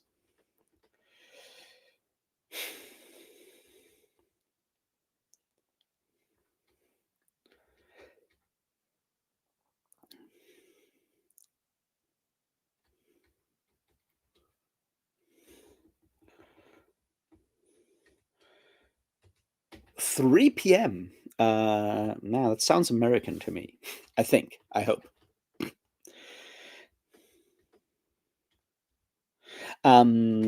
Mike, I wish I knew. I wanted to upload it like years, like months ago, and then I always get distracted by something. Something else comes up. It's an ongoing thing. I really want to get it done very, very soon, very quickly. And as an example of the problem, right? Like today, I was like doing something else and listening to a podcast about something else. And yeah, what I learned today is that Nick Bostrom, who's really important for the whole AI thing because he wrote the book Superintelligence, the thing that, Sam Altman, Elon Musk, Bill Gates, Peter Thiel, and so forth have always cited as the thing that really like made them aware of all the importance of artificial intelligence and why they have to build artificial intelligence to make sure that it's good and all that kind of stuff. Right? Nick Bostrom's book is that. Booktuber Matt on Books has always said that the one book you need to read on AI is Superintelligence. He's wrong, um, but yeah, it's a key text in that area, right? Yeah, guess who funded Nick Bostrom's Institute on Transhumanism and Artificial Intelligence Research and all of that kind of stuff? Yeah, it's Jeffrey fucking Epstein, isn't it? So yeah, that's something I found out today, and now I'm like, yeah, I guess I should also include that because it does, strengthen the argument that a lot of like AI stuff is rooted in white supremacy and eugenics in a lot of ways. So yeah, it's the problem with like making videos on current topics is that the longer you are working on it, the more stuff adds up because it's an ongoing story, right? More stuff is happening, but I my plan is to actually record the whole fucking thing before I leave for Athens. That would be the dream, right? Like record the thing, um, put it up, fuck off to Athens for Up the Hammers Festival, which would be on yeah, I'm flying on the 11th of March. I'm going to Athens. So that's the plan, right? Like have it up before then and then not think about it because I'll be drinking beer and headbanging and possibly doing stuff that is technically illegal in Greece. So I'm not going to talk about it. But yeah, that kind of stuff, right? Like it's going to be fun, and I don't have to care about anything. And the video is up, and I can come back and ignore all the backlash or whatever.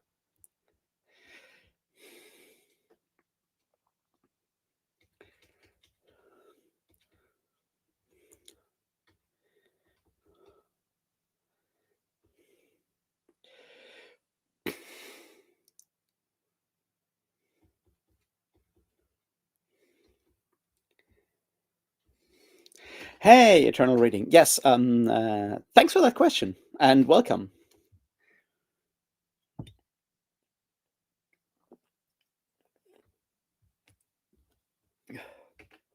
It's all over the place. Right now, I'm not listening to a lot of heavy metal. I'm in a bit of a weird sort of like punk and post punk phase at the moment.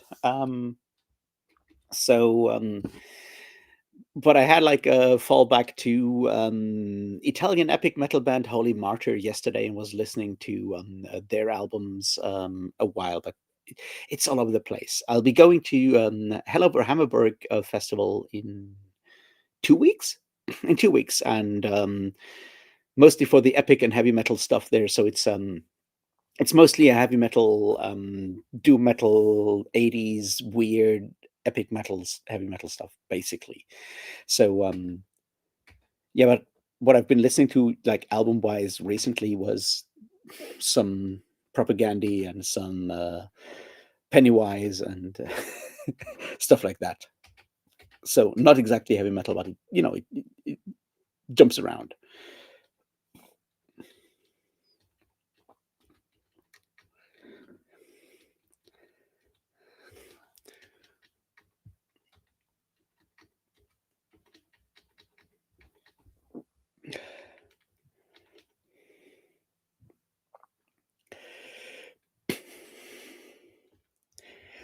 Well, yeah, that's interesting, Bedivere, because also it's also from Minneapolis. So we have two people from Minneapolis listening right now in here. That's cool.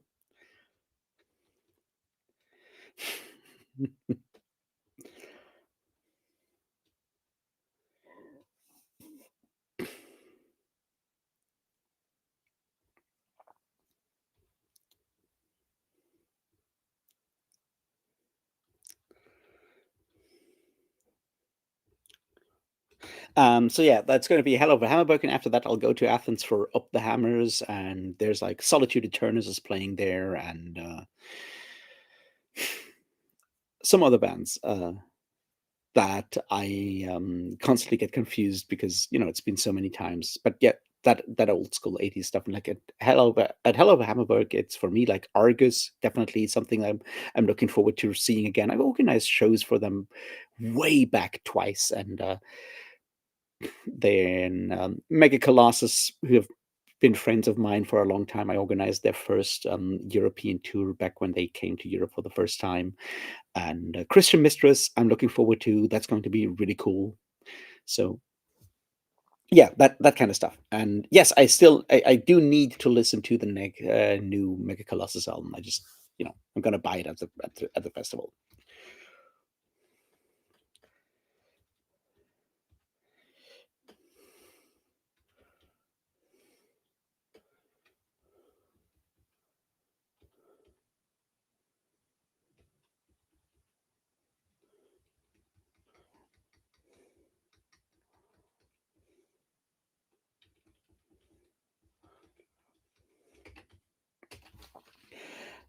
Oh yeah, right. I was listening to the new EP by Subterranean Masquerade, now calling themselves Submask. They're an Israeli prog metal band, and they have a new EP out, and it's the kind of humor I like. It's the EP is called Oedipus, and because of that, it has three songs on it, three cover songs. The first one is a cover of "Mother" by Danzig. The second one is a cover of "Mutter" by Rammstein, and the third one is a cover of "Mama" by Genesis. And yes, that's three songs about mothers on an EP called Oedipus, and it's the kind of thing I enjoy. Uh,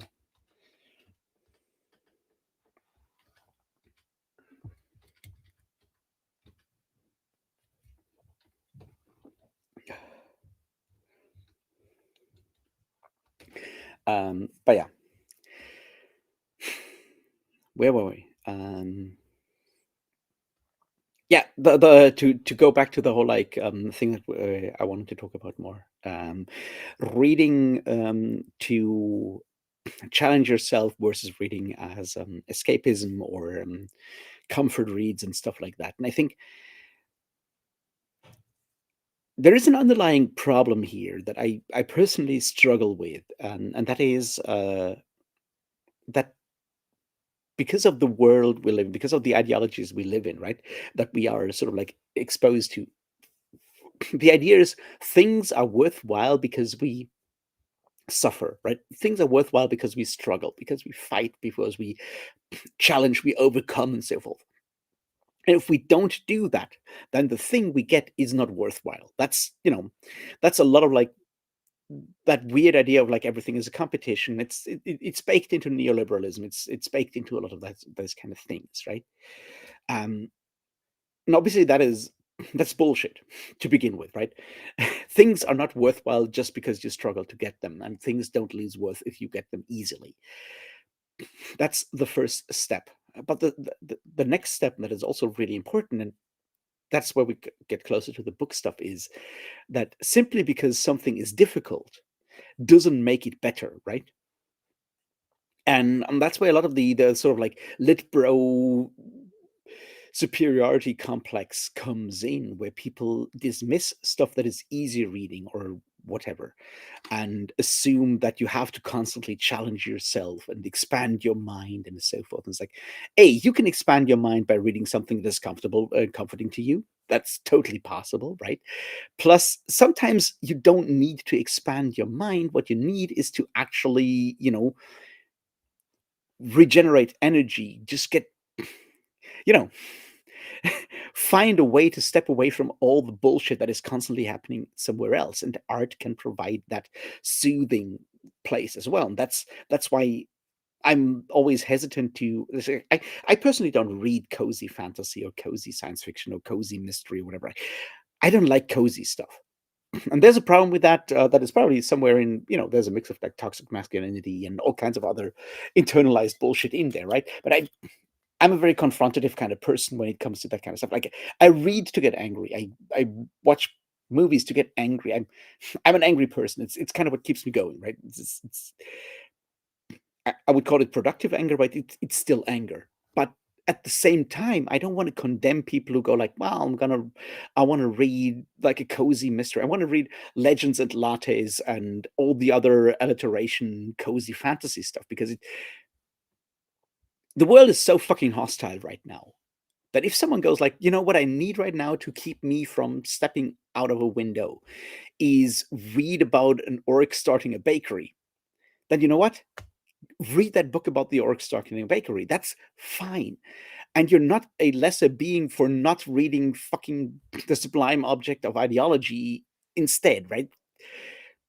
There is no sort of like supremacy of, weird hierarchy of like you have to read X to be a better, smarter, whatever person. That's bullshit. And I think we need to get rid of that. Because you can take some really serious lessons out of like any single fucking book. It doesn't matter, right? You can learn. I'm sure you can do something very smart with Legends and Lattes. I haven't read the book, so I wouldn't know, but I'm pretty sure I could do that. Um, On the other hand, you can read fucking Sublime Object of Ideology, which I just picked out of by random, right? Like, you can read that and not learn a single fucking thing. That is also possible. So there's a lot of like performative performative reading in that regard, and there's a lot of like pretense and pretentiousness going on there that I just don't like. And that's why I've always struggled with this whole like you need to challenge yourself, you need to whatever. It's like, no, remain curious and remain open to whatever, and you'll find something that will move you on, right? That's way more important than, listening to someone telling you that unless you read classics, you're not a valid reader or any of that bullshit. That's not how that works.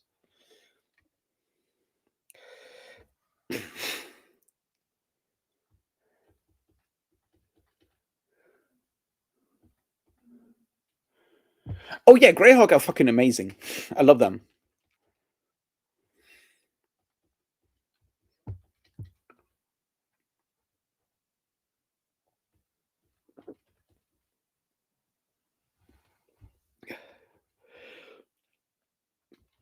Oh, and the really funny thing about the Oedipus EP by Submask is the Rammstein cover of Mutter is in fact not sung in German but in Yiddish, which makes it so much more funny.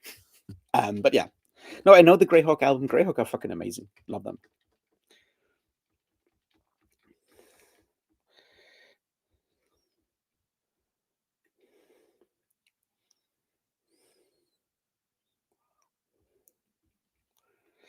See, Bedivere, that's the point. It's like that is fine, but that's for you because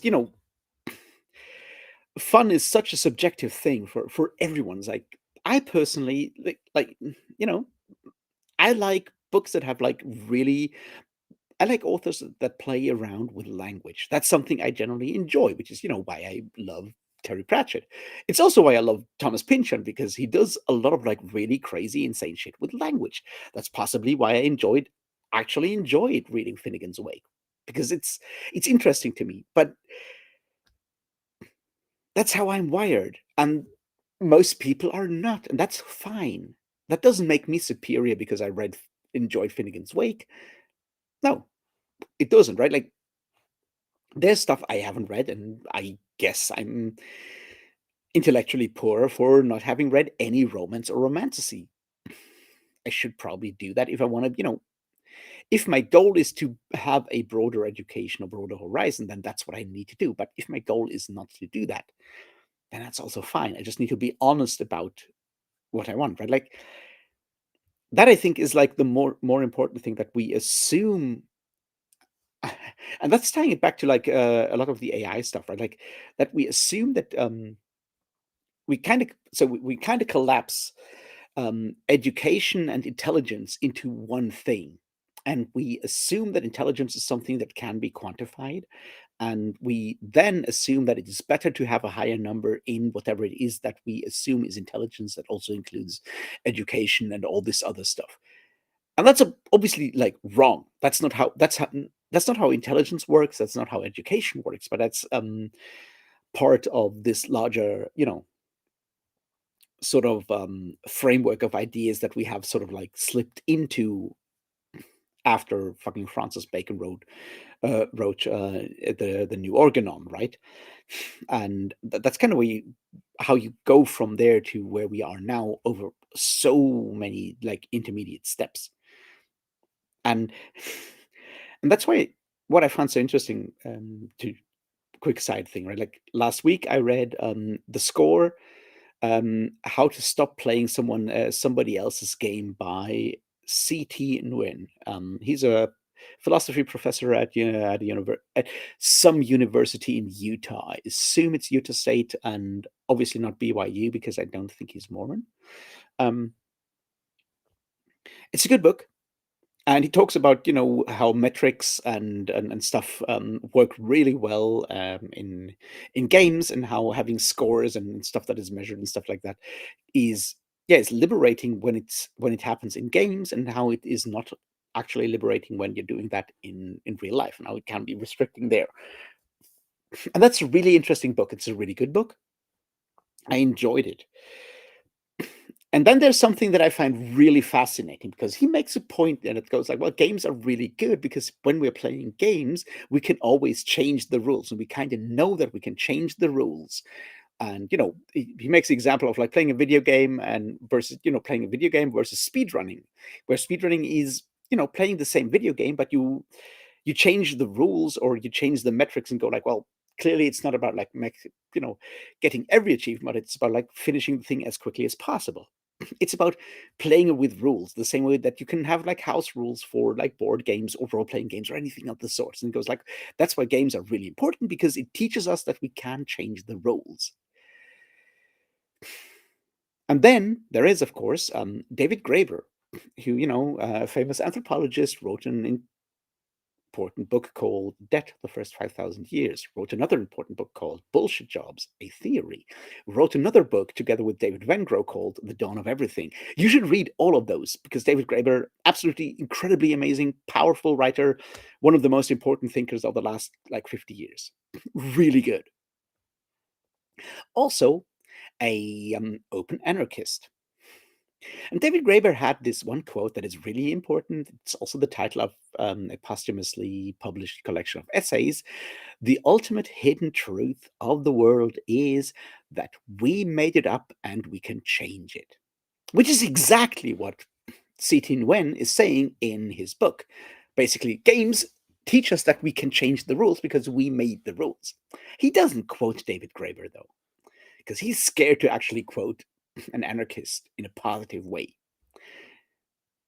And the way I know that, and once again, this is about how metrics are sort of like the dangerous thing here. And then when we talk about like how we value books and what kind of books we read and how we tie all of that together, it's once again because we create metrics, whether it is on fucking Goodreads or whether it is on YouTube or anywhere else. We turn it into numbers, and then we try to have the biggest number because we assume that having the biggest number is winning the game, because everything is at its core a competition according to rules, which is a game. Anyway, the way I know that he kind of is scared of anarchists is that he does, well, he never mentions David Graeber by name.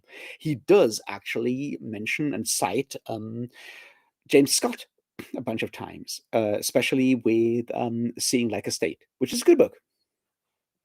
And the thing he does, and that is like not misquoting, but misrepresenting James Scott, is like, he goes like, well, James Scott does this and this and this and shows all of these things about metrics and how states need certain metrics because they make stuff more legible to a state and thus easier to control and so forth. And goes like, well, what can we do about this? And it's like, well, James Scott, I mean, we could return to basically anarcho-primitivism and live in villages, and that's that. James Scott thinks that's what we should do because he's an anarchist, although an anarchist with a professorship at Yale, which is one of the meanest motherfucking cheap shots ever delivered. And it pissed me off so much because I've read Seeing Like a State. James Scott does not argue for us to return to like individual villages and not talking to anyone and living like, primitive farmers. He doesn't argue that. Also, if you go like, well, he argues for that because he's an anarchist, although one with a professorship in Yale, you're trying to say you can either be an anarchist or an academic at a university, because an anarchist would not actually work within that system, which is such a bullshit fucking argument. It really pissed me off. And all of that while trying to make the same fucking argument just to avoid being connected to anarchism. And I'd love to, yell at him for that. Maybe I should just like tag him on fucking Blue Sky or whatever and yell at him some more. Maybe he'd reply. Who knows? He went on a podcast with Adam Conover, so who knows? Anyway, my point is that uh, metrics are bullshit. We made up metrics. We can change metrics. We can change those rules. And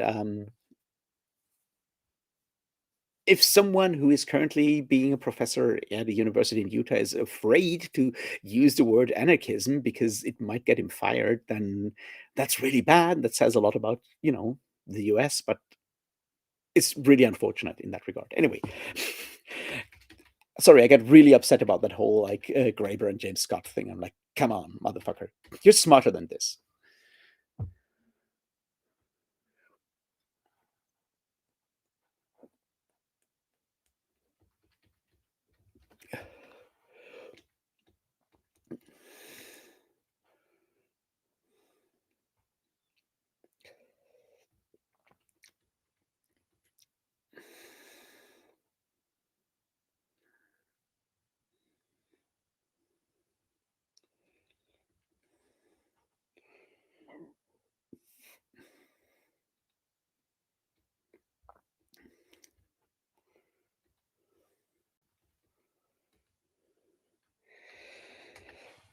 And there's another thing there, though, like when it comes to like the escapism thing or genre fiction or stuff like that. And there's a and this is something that I find really weirdly interesting, and I don't know where to go with this, but there's this weird, almost schizophrenic approach to capitalism, right? Um, where on the one hand we live under capitalism, we deal with it, and a lot of people kind of feel that it is probably the best way of organizing, the economy and stuff like that, right?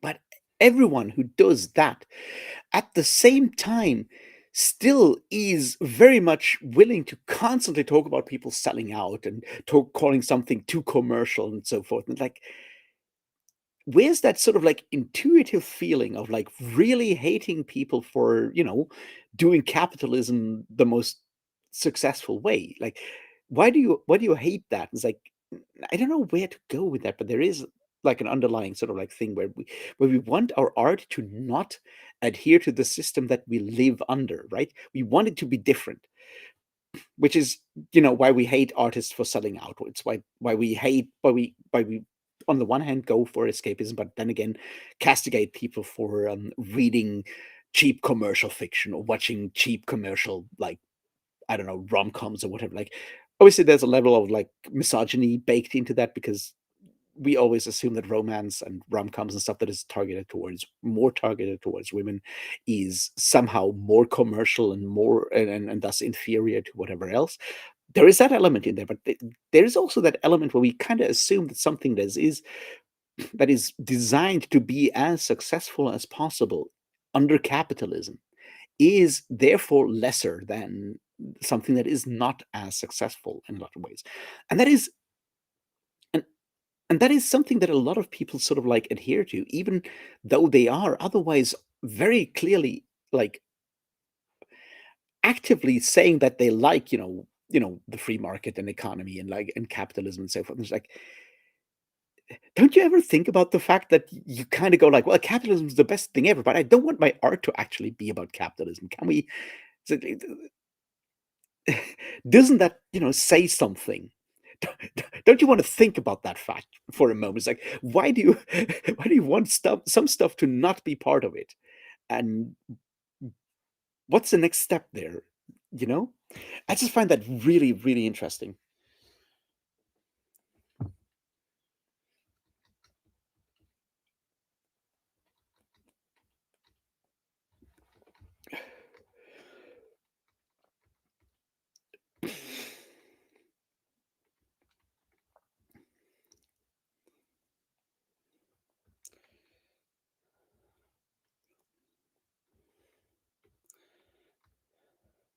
Hey, also glad you're back. We just found out while you were gone that Betty Beer is also in chat. Is also from Minnesota, from Minneapolis. So, um, yeah, as Betty Beer said, it's Minneapolis supremacy in the chat right now. Anyway, yeah, as I said, like I'm just like fascinated by the fact that we, on the one hand, want our art to not be adhering to capitalism, while at the same time going like, well, clearly capitalism is the best thing ever. Well, not me necessarily, but yeah, I don't know. There's something there, I think, that might be worth some further reflection and exploration in the future.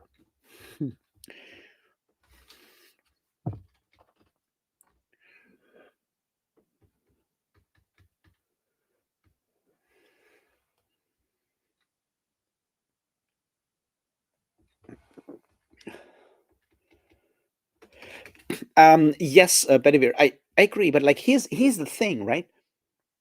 And that's part of the problem, right? Is that if you're an artist and your art becomes commercially viable, you reach a point where you can decide to actually focus all of your energy on creating art. And if that's the case and you live under, capitalism, you still need to, pay for shit. So you need to make sure that you can actually sell your art. And that does sort of like force your art into the rules of capitalism. It's when we talk about bands or writers, right? Like you write your first book on the side while you're having like a job, right? And you finish that book and you start selling that book, and the book is successful enough, you make enough money and go like, well, should I become a full-time writer? Same thing for like musicians, right? You're a band, you record an album and you go on tour and it works fine, but you go back and you work and so forth. And at some point you reach a point where you go like, well, we could do this like full time. But once you do that, you need to make sure that your next book or your next album will be successful enough that you will actually sell enough that you can keep doing this full time. Because, leaving your other job makes it, kind of hard to go back to that. I guess in theory you can do that, but like it gets more difficult. So the idea is like either you do art outside of capitalism and then you're not restricted by anything. But if you're trying to actually do this more often, like keep doing this self and like you need to make sure that you're selling enough. And I feel like in a lot of ways, like maybe not explicitly, we want art that is not constrained by, the demands of the market and so forth. We want art to be outside of that. But we don't want to reckon with the fact that yeah, if that's what we want, people need to either be independently wealthy enough to do that and not give a fuck, or they need to, make sure that the stuff is commercially viable and successful. Because yeah, you know, if your art pays your rent and your food and possibly your family's rent and food and stuff like that, yeah, what's your choice? you know, deciding between selling out supposedly or like picking the commercially viable option or the artistically more interesting or satisfying option is no longer a choice that you can just like make because you know it, the cost is too high there. And I think that is something that we have never fully sort of like reckoned with, because we assume that art is sort of like outside of that. Art is supposedly higher, has all these other values tied to it that we sort of intuitively feel are sullied by just being a product, right?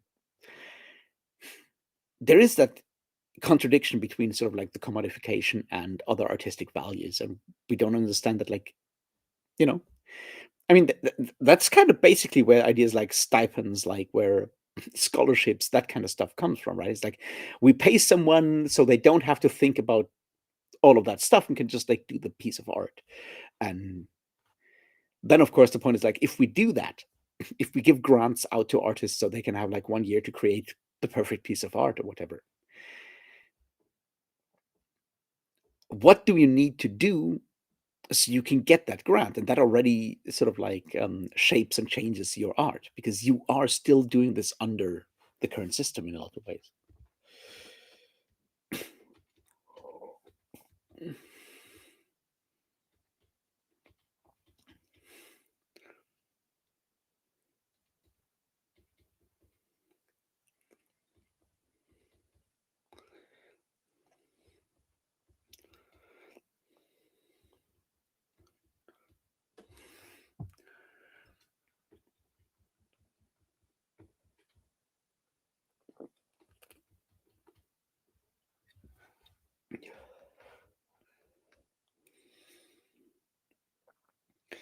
um okay, hot take.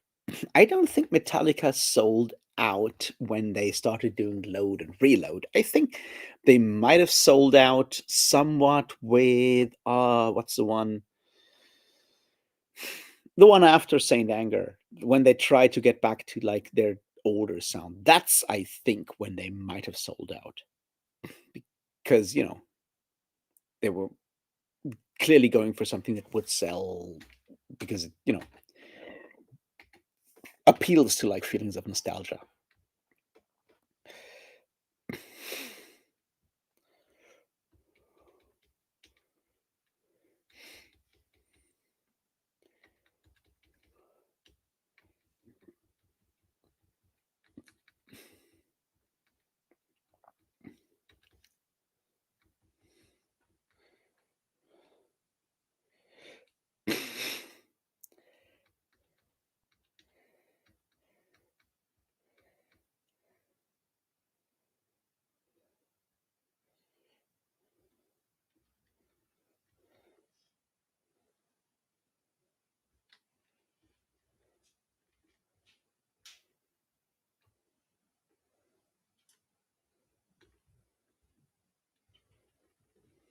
Yes, but you're right, and that's like the thing with like the selling out part, right?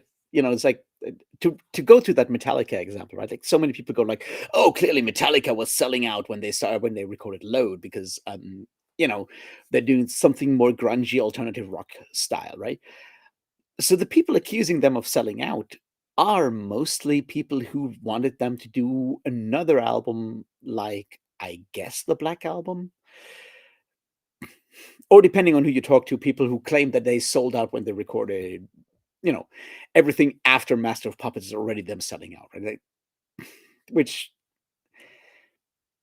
yes, when audiences accuse an author and an artist of selling out, it's very often the case that they assume that a change in art is done because of those materialist, because of financial reasons, which may just not be the case. Now, clearly, in Metallica's case, I think it worked out. I haven't checked the numbers, but I think both Load and Reload sold a lot more than, I don't know, Saint Anger. Well, but also like older albums, right? Like, but I think, yeah, I mean, selling out is obviously tied once again to that idea that art is happening on the fringes of society, right? Like you do that, you accuse artists from like subcultures of selling out. You don't accuse Madonna of selling out, or fucking whoever is a big artist right now. Like, okay, you don't necessarily accuse Taylor Swift of selling out because she's always been a mainstream pop artist. You can't sell out of that, but like you accuse a punk band or a heavy metal band or like an underground hip hop artist, you accuse those people of selling out if they become more mainstream, more successful, and change their sound. But it's always an external judgment because you don't know the artist's motivations. They might just be interested in trying something different, something new, and it might just work better. Who knows? So there definitely is something there that is more a judgment on the audience's part and not so much on the artist's part. But there is at the same time that pressure that you are under as an artist. If you are if your job is being an artist, then you need to make art that sells. So yeah, it's complicated, I guess.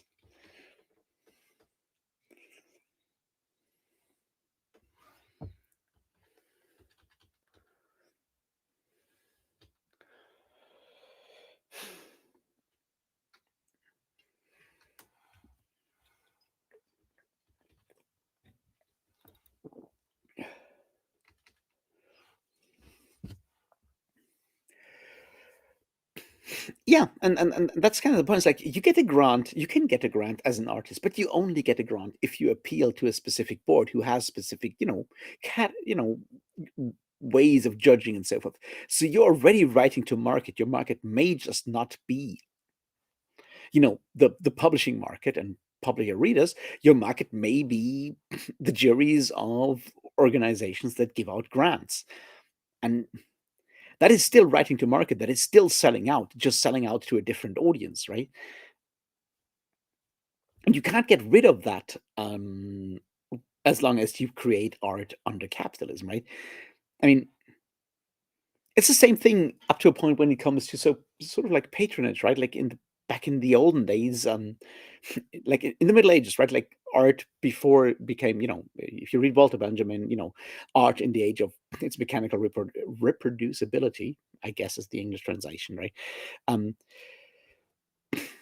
he talks about aura and stuff like that, but like one point he makes is that before art becomes commercially reproducible, right? Art is exclusive. So an artist has rich patrons that just give them money to make art. So they don't have to actually,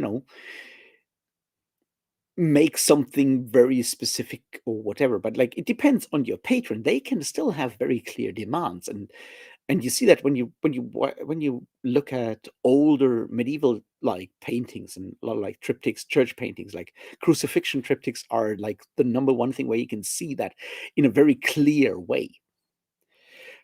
Technically, these artists don't have to build, they are paid as retainers. They're not paid by painting, right?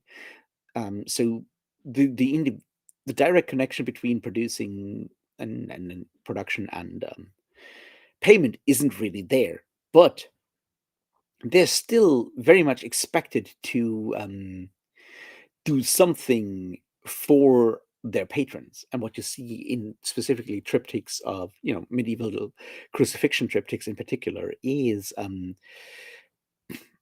that you paint. Obviously, the people that are standing around the crucifixion are usually painted to look like, well, like the patrons or the patrons' family, right? Like you you have your crucifixion, Jesus nailed to the tree, well, the cross and everything, and a bunch of people standing down there and being, trans transfixed by watching the crucifixion, and they're suffering, they're mourning, and all whatever, right? But you paint them to look like your patrons. That's something that is very much standard in a lot of these like church um, crucifixion paintings, triptychs. Usually, it's triptychs that are sponsored by rich patrons. And here's where stuff gets really funny, and we learn about blood money, right? So here's the thing: because you're painting this crucifixion scene, and you're painting your patrons and so forth as the people mourning the crucifixion standing around there, right? Um, what you can do, what happens a lot, and if you've seen a lot of like medieval crucifixion paintings, they're often very, very gory, very bloody at least, right? Because obviously you have the scene, Longinus rams the lance into Jesus' side because you need to make sure that the guy is dead, and it's the blood is no longer coming out as blood, but it's the deal, right? So here's the thing: since Jesus is supposedly Son of God and thus divine and everything, so people touched by his blood are thus obviously holier than people who are not touched by his blood, because his blood is also divine, right? You see where this is going, right? The thing is, in those paintings, if you want to portray your donors or your patrons or someone as particularly holy, you make sure they are covered by as much blood of Jesus's blood as possible, which is why you get all of these, like, if you look at like 11th, 12th, 13th century crucifixion scenes, that's why so many of the people down in front of the crucifixion are covered by, or have blood sprayed on them. That is that is because you want to portray them as particularly Christian, pious, and so forth, and probably because they paid you a lot. So they pay you to make them to paint them covered in blood in those crucifixion scenes. Anyway, this was a sorry for getting sidetracked like that, but now you know something really funny that you can use to really, really annoy someone at a party. Well,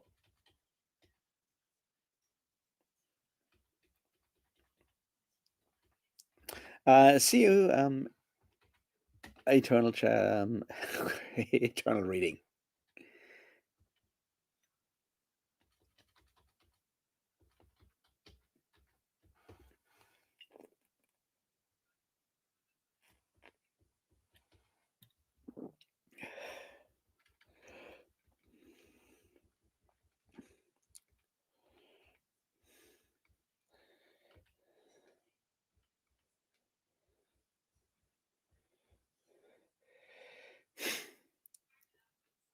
Well, bye, Mike, and thanks for showing up. I really appreciate that.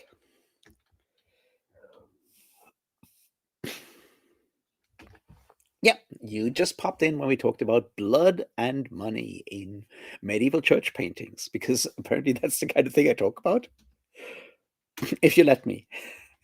But yeah, that's to bring that back to that sort of like weird connection between art and money in a lot of ways, and how we how we assume that art has to be somewhat separated. And I think that assumption is really important there, because it is so often unexamined and sort of intuitive, where we right? Like the whole like, oh, they sold out or whatever. That's not necessarily something that we use. We don't reflect before we claim something like that, I think. And and that kind of ties back to that video that I was trying to that I recorded that I might have to re-record because of stuff um, that I remembered afterwards. It's the same thing with like people on YouTube, where YouTubers, especially in like the bookish YouTube sphere, right? So many people go like, "Well, I don't do this for the money. I don't care about the money." It's like, are you though? Like, because it is used as a way to signal sort of like independence or quality, going like, well, I'm clearly not doing this for the money, as if doing this for money or making sure that your videos get the maximum amount of views and so forth, as if that would compromise the actual art. And yeah, of course it does compromise the content in some way because it influences the content. But if we assume that adhering to the rules of capitalism would compromise art, why isn't the next question to go like, so shouldn't we kind of think about like what capitalism does to all kinds of other stuff that is not art? Um, and that's kind of what I was trying to say earlier when I said that, you know, the way that we sort of like that even people who are very much in favor of capitalism as the best way of organizing the economy and so forth, even those people are intuitively going to say that, art shouldn't be down that road. You know what I mean? And I feel like even fucking insane people like Ayn Rand are at the end of the day going down that direction, going like, that clearly is not, fucking what's his face, Rourke. I think Rourke is the name, is the guy in Fountainhead, right? Like the architect, right? Even that guy is going like, well, like, like the ultimate way of judging that is still sort of even there that the difference is between either you're doing something that society wants, and let's face it, if you're living under capitalism, what society wants is defined by what will sell. And even Ayn Rand goes like, well, clearly the good art is the stuff that doesn't adhere to those expectations of society, which once again are the things that will sell. and and that sort of like weird sort of like difference between true art and those expectations that we assume are, I don't know what to make of that, I think.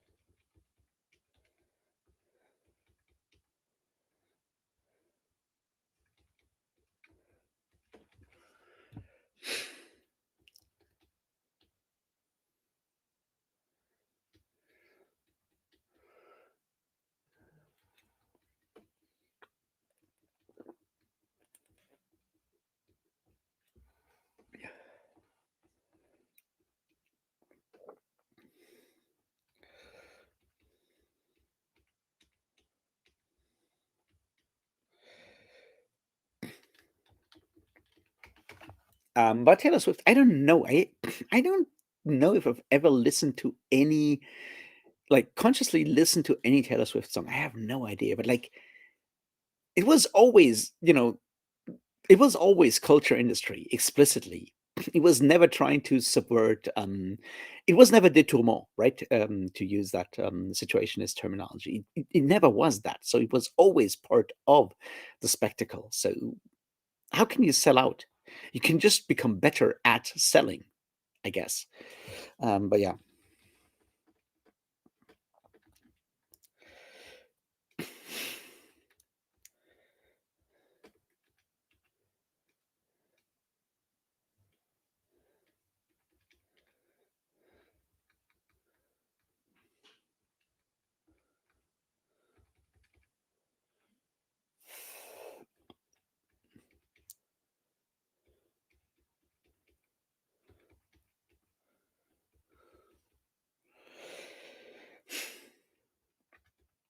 Better be. I think the difference is, I think like money is just seen as a way to keep score, right?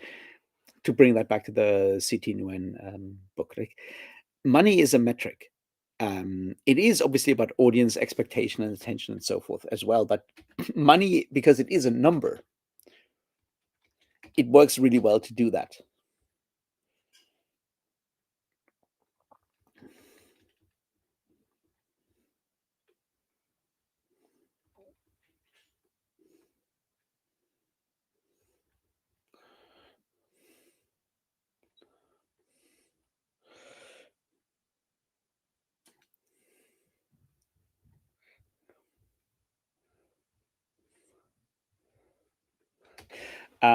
So I think it's more that, and that is once again, part of that whole like seeing like a state legibility kind of thing, right? Like how do you define expectations, social expectations, audience expectations, that kind of stuff? Like how do you define that? And the easiest way is, of course, to turn it into numbers, and those numbers will be tied to money in one way or another, whether it is, money made or streams listened to or records sold or whatever, because we can quantify it. That's how we measure these things, not necessarily because that's the best way of thinking about it, but because it's the easiest way, and then we shape our expectations and our understanding around that in a lot of ways.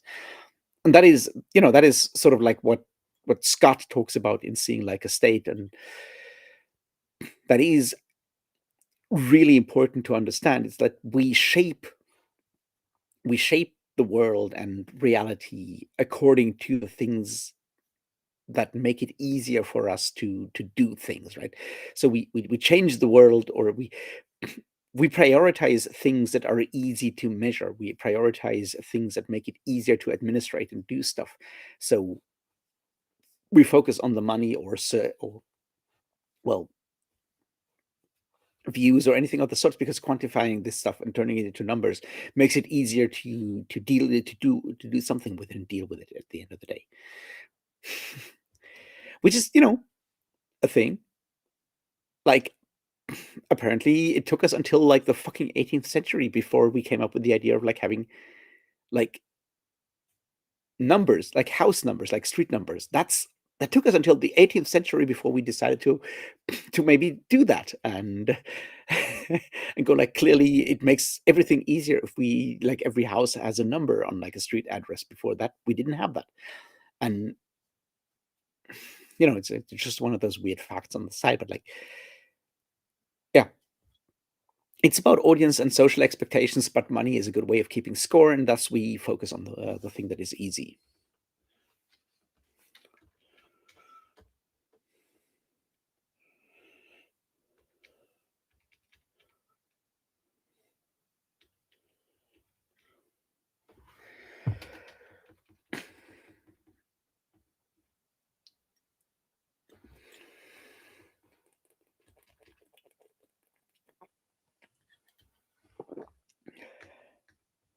I mean, and that's like another thing that is interesting, right? Like, we don't, like, because of the way we have personalized streams, and that's something, once again, something I talked about in that video on like romance and TikTok and stuff like that, is like, if we assume, like, the way we consume media in any way, shape, or form is tied to the specific medium. If you listen to the radio, you listen to whatever someone who makes that program according to whatever algorithms decided you will listen to.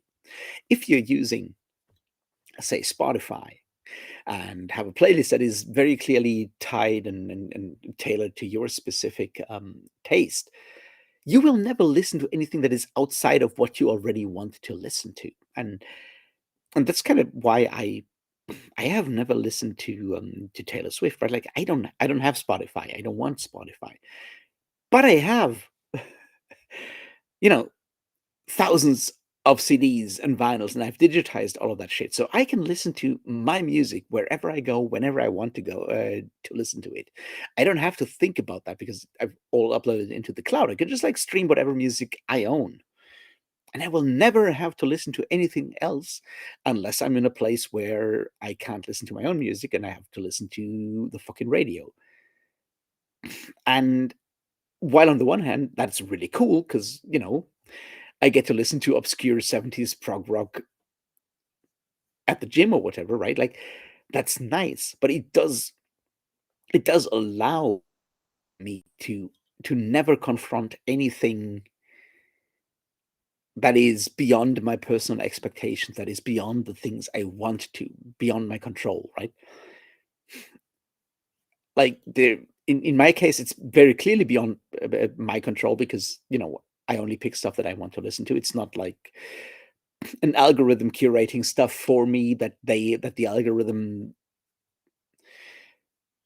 decides is statistically the most likely thing that I would also enjoy. But it's about at the end of the day, it's about agency. On the one hand, I have agency over what I listen to. That is fine. On the other hand, we simulate agency with those kind of algorithms, but losing agency by having to listen to something or watching something because you're watching like fucking linear TV program or whatever does take you out of your personal sort of like space and forces you to confront that. And you can still, you can switch off and go like, I don't want to listen to that or I don't want to watch that. You can always do that, but that is still you making a deliberate choice. And the danger is of like sort of like falling into this one thing where you don't do either one. You just like get fed the same thing over and over and over again because it feels like something you would pick, but you didn't pick it, right? Like that simulation of agency, I think, is part of the danger there.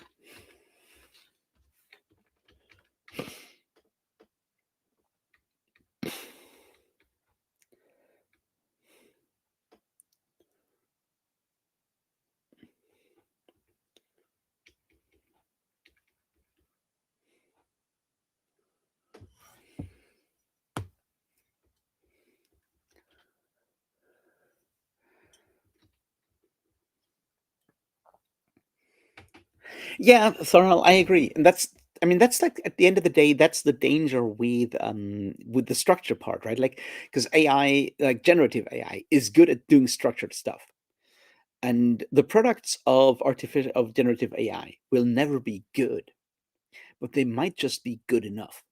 Especially if we go back to that idea of like second screen stuff, right? Like, if it's just background noise that we sort of like dip into to get an emotional fix, to get like an emotional hit or whatever, it's like, yeah, generative AI can deliver that. That is, but at that point, you're not actually doing art. You're just producing a constant stream that presses emotional buttons from time to time.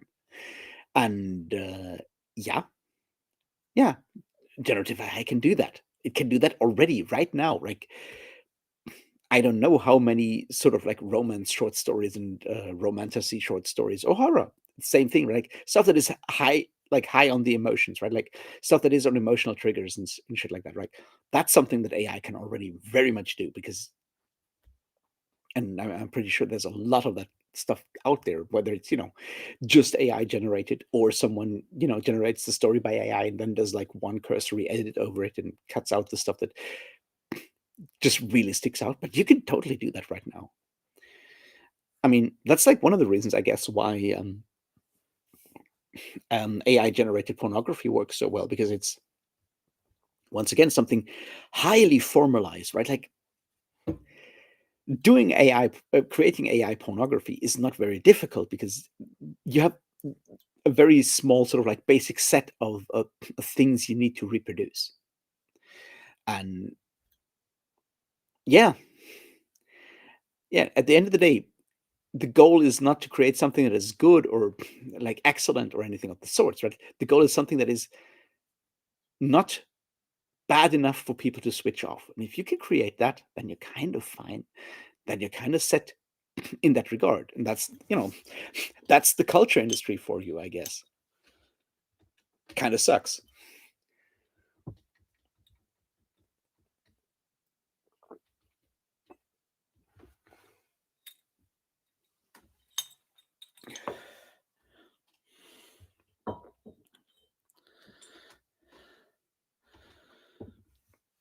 Yes, Bedivere. That's the danger, right? Like, I mean, that's like why something like, TikTok, or I guess YouTube Shorts is so insidious, right? Because it, it just does that continuously. Like, and if you don't click on, like, if you don't swipe and move to the next thing, it will just loop the fucking thing again and again and again. That's why, if you're using YouTube, definitely switch off the autoplay thing, because make sure you have as much agency and as much ways of deciding what to do next as possible. That's the minimal thing that we can do while we're living with, like, platforms like this.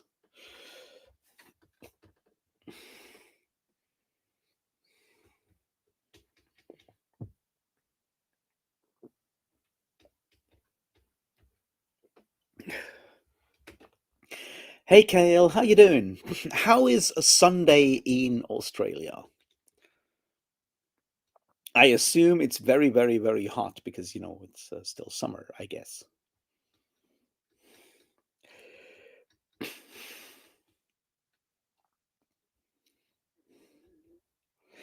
Yeah, of course. But that's the thing, like Betty Bear, like, it's creating a sea of dross, of course. But what is so important, right? Like, like if Netflix is specifically charging screenwriters to write stuff that it works on the second screen, aren't they, paying humans to create dross at that point, right? Isn't dross the point, no matter who creates it? Yes, at that point, AI might just be cheaper to do it, right? So, you know,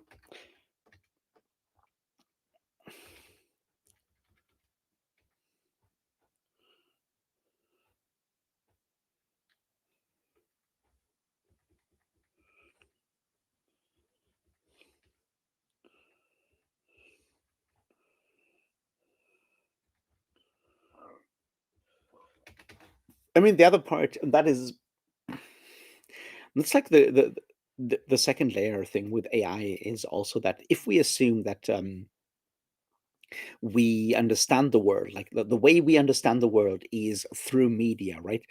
It's through whether whether it's using social media or even traditional media, whether it's newspapers or television or radio or whatever. Like, if we assume that's how we understand most of the world, because obviously everything that we can't experience by walking outside, so global politics, all that kind of stuff, right? Like, all of that stuff will be mediated.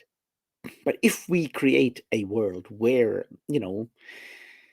there are so many alternatives, so many wrong and false alternatives, a lot of them obviously created by artificial intelligence, because it makes it so very easy to create a false reality, right? Like, we are breaking down the idea of consensus reality, of course. We are making it so much more easy for people to shape the understanding of the world outside of, like, what our immediate physical experience is. And that is dangerous, because once again, it doesn't have to be perfect. It even doesn't have to be good. It just has to be not bad, not too bad. And not too bad is where a lot of, like, generative AI is already. I guess the hope is just that, because it is still so fucking expensive, that it will just collapse because of, like, the weird economics of how Nvidia and OpenAI and Oracle are constantly,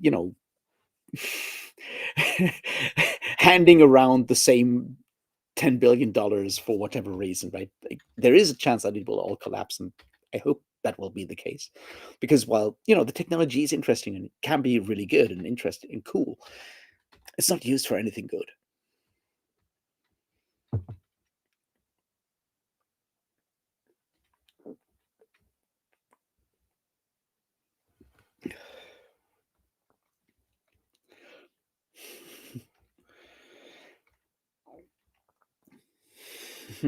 Yeah. You got 30 degrees. I got snow twice last week, so here we are.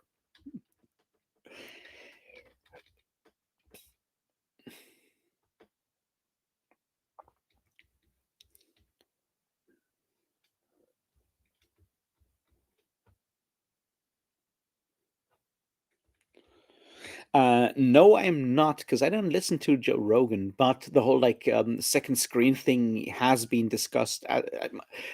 Definitely, Anna Kornblue discusses it in Immediacy, or the style of too late capitalism. But it's, it's something that people have been talking about for a while, because yeah, it's in there with Netflix, and not just Netflix, like every streaming service, right? Like there's the danger when we talk about Netflix and we mean every streaming service, but it's the same thing for fucking Disney Plus and HBO Max or Hulu or how many other fucking, I don't have any of them, so I don't know how many there are, but like at the end of the day, anything that is produced for streaming is produced for the second screen at this point.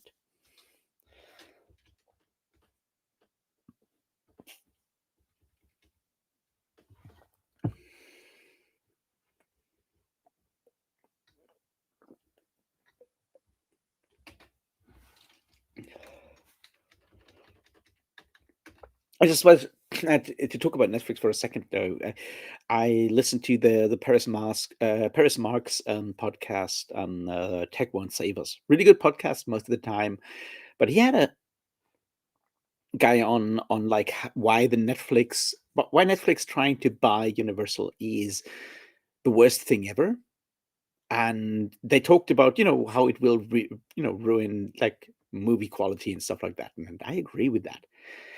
And then I got really pissed off because he was like, "Yeah, but the alternative is that the Ellisons and Paramount Skydance will buy Universal, and they're such freaks." And I'm like, "That's all you have to say on that, right? Like, look, Netflix buying Universal is not good. I know, right? We're clear on that. But Larry Ellison and David Ellison, who own Paramount and Skydance and are, part part owners of TikTok and so many other things.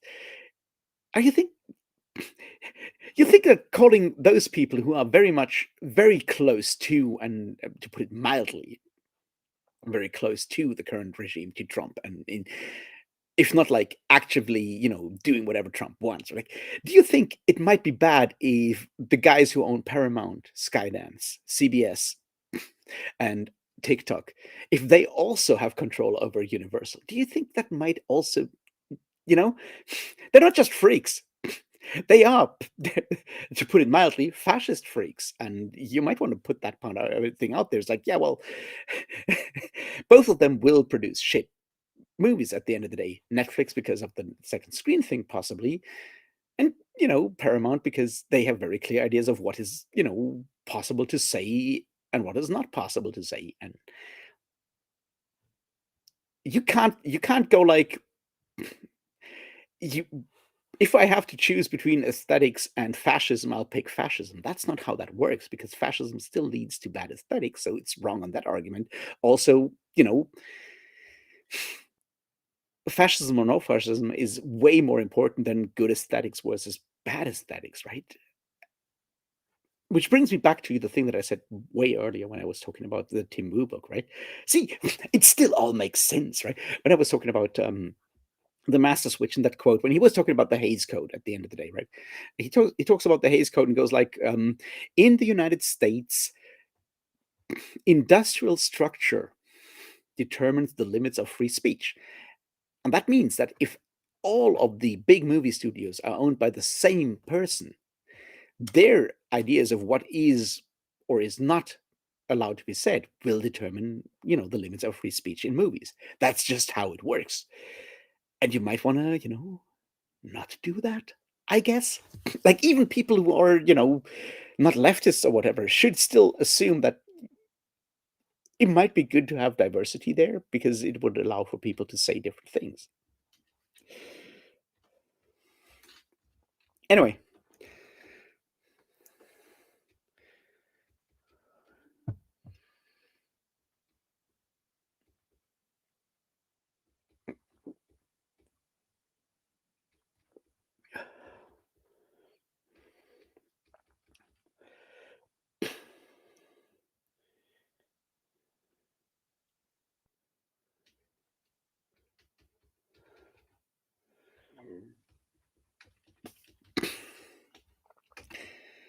well, Yeah, that makes sense though. That they told him to do the repeating stuff. But yeah, that's exactly the things, like how you structure your narratives and how you repeat stuff and how you explain the same things. Yeah, yeah, that's how the second screen thing works.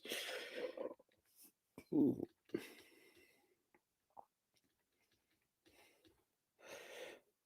I don't know. Like at the end of the day, what it it's still about consolidation and so forth. But the thing is, going like Netflix buying Warner, is it Warner or Universal? I keep confusing those studios. Who cares? Like Netflix buying them is bad, but Paramount Skydance buying them is just as bad. And going like, clearly we hate Netflix because they're the computer company, and the other ones are, Paramount. They've been around for since ever. Famously, Paramount is the company that was key to actually, doing the whole Hays Code thing back in the 1930s and 40s. It's because of Paramount's monopoly at the time, right? So yeah, I know. It just felt really weird to have like that conversation. Go like, well, because Netflix is evil because video and streaming and computers, and Paramount is, well, the owner's a freak, but they've been around for 100 years, so clearly they must be good. It's like, that's not how that works.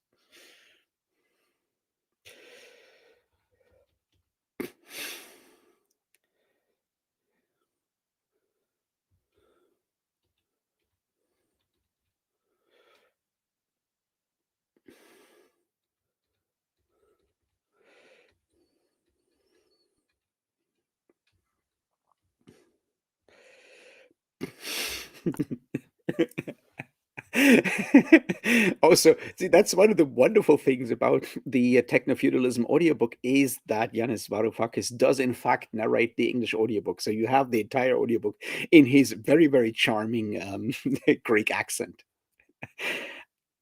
Um, like years and years ago, he did like a talk here in Marburg, organized by the German Die Linke, the leftist party, and of course I was there, and yeah, no, amazing guy. And Techno-Feudalism is unfortunately like a very relevant book, sadly.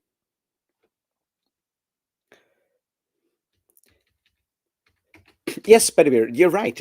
Antitrust is the thing, which is why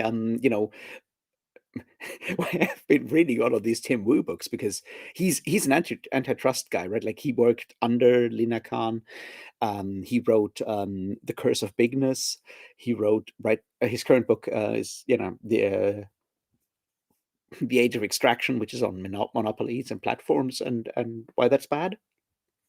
And yeah, The Master Switch and The Attention Merchants, I think, is the other one. Yes, so he's been doing stuff in that antitrust, especially when it comes to digital technology stuff, for a while. And yeah, he worked under Biden in, I think it's the DOJ or the FTC. He did like antitrust regulation stuff at the time.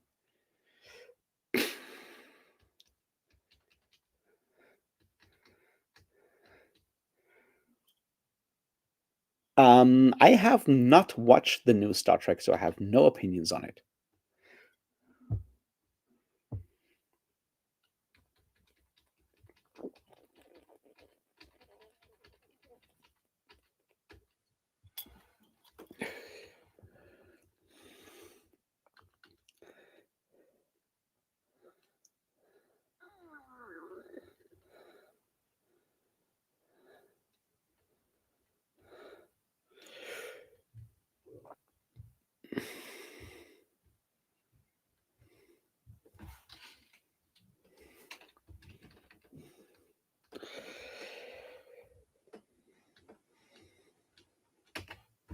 See, Kale, that's a really interesting thing with like old character with new actors, because like um does that mean that television, like that visual media, is limited in that you can only tell stories as long as the correct actor is around? Because I'm fine with that, right? Like, but it would give you some limitations to what you can do with a specific, story, with a specific universe and so forth. And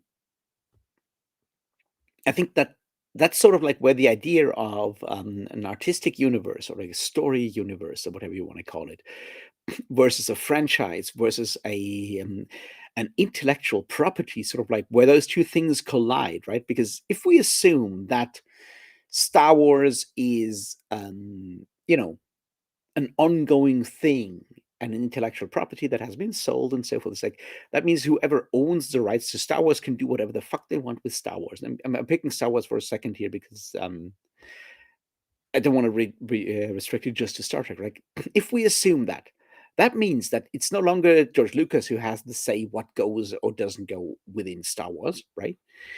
But it also means, but does it then mean like that we'll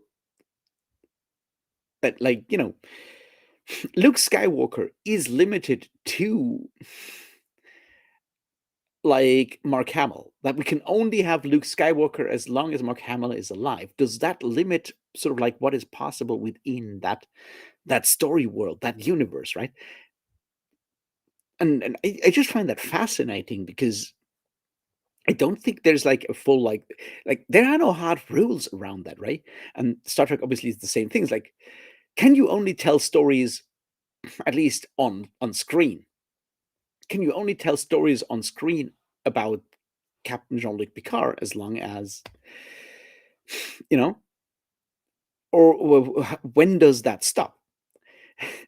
And how do you, if you assume that these are multimedia sort of like properties, what about all the novels written about, say Jean-Luc Picard, or all the novels in Star Wars written about Luke Skywalker that have not been filmed? Can they never be filmed? Because will they lose their validity as soon as you try to adapt a Star Wars novel that features Luke Skywalker, or a Star Wars novel that has been part of the canon and that features Princess Leia? Will that lose validity as soon as you try to adapt that now that Carrie Fisher is dead? Can you do that? And I don't know. I think it's interesting to see, to think about like what is or isn't sort of like part of the story of the world, I guess, that fictional world. Does that make sense? I don't know.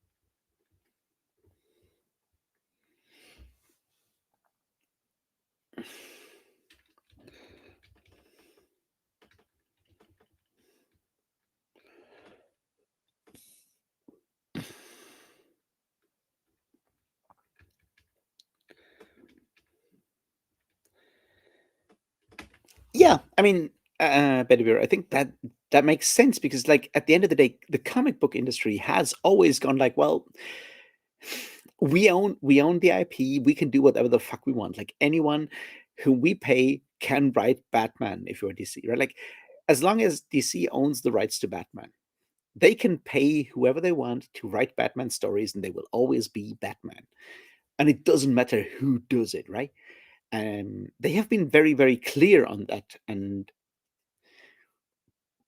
you can go, well, clearly that breaks a lot of like understandings and so forth. But at least they've been like the rules have been very strict there, sort of, unless they decide to go like, well, this is clearly just a parallel universe and shit like that. But like, yeah, I mean,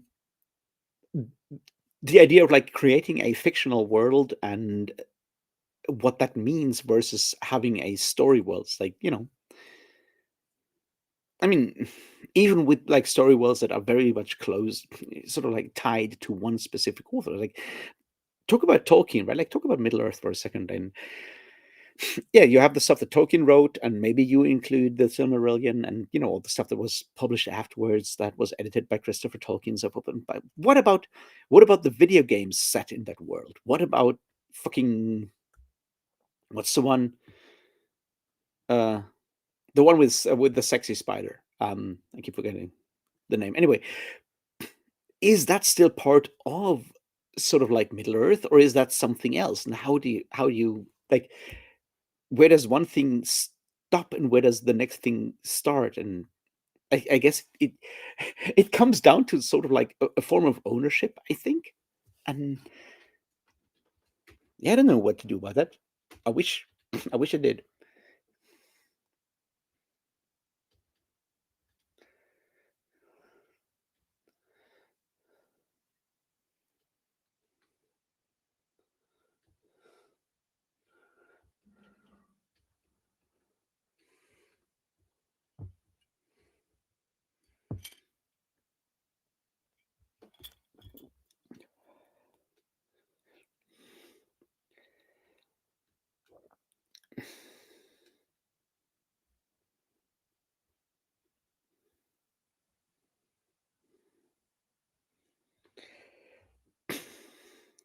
Shadows of Mordor, that's the one. Yeah, I mean the current one is the Duncan Egg stories, the Hedge Knight. They are not like the two novellas that Martin had. No, there's three, I think, at this point, right? Like they are not in King's Landing; they're somewhere else. And I feel like they make for the best sort of like serialized television stuff that you can do with like Westeros, in that there are sort of like episodic stuff, and they're a buddy comedy kind of thing, buddy cop, buddy comedy, but like knights doing shit in Westeros. That works really well for episodic TV, and you can have them go like, well, we're doing like stuff here. We're doing a tournament here, and then then we're solving this murder here, and then we're going to the next. It's made for episodic TV and works really well in that regard. And I don't think it goes near the Iron Throne for a while at least, unless of course HBO decides that they have to go near the Iron Throne, and because George R. Martin is really slow at writing those stories, the directors will just make up something that allows them to hit those beats.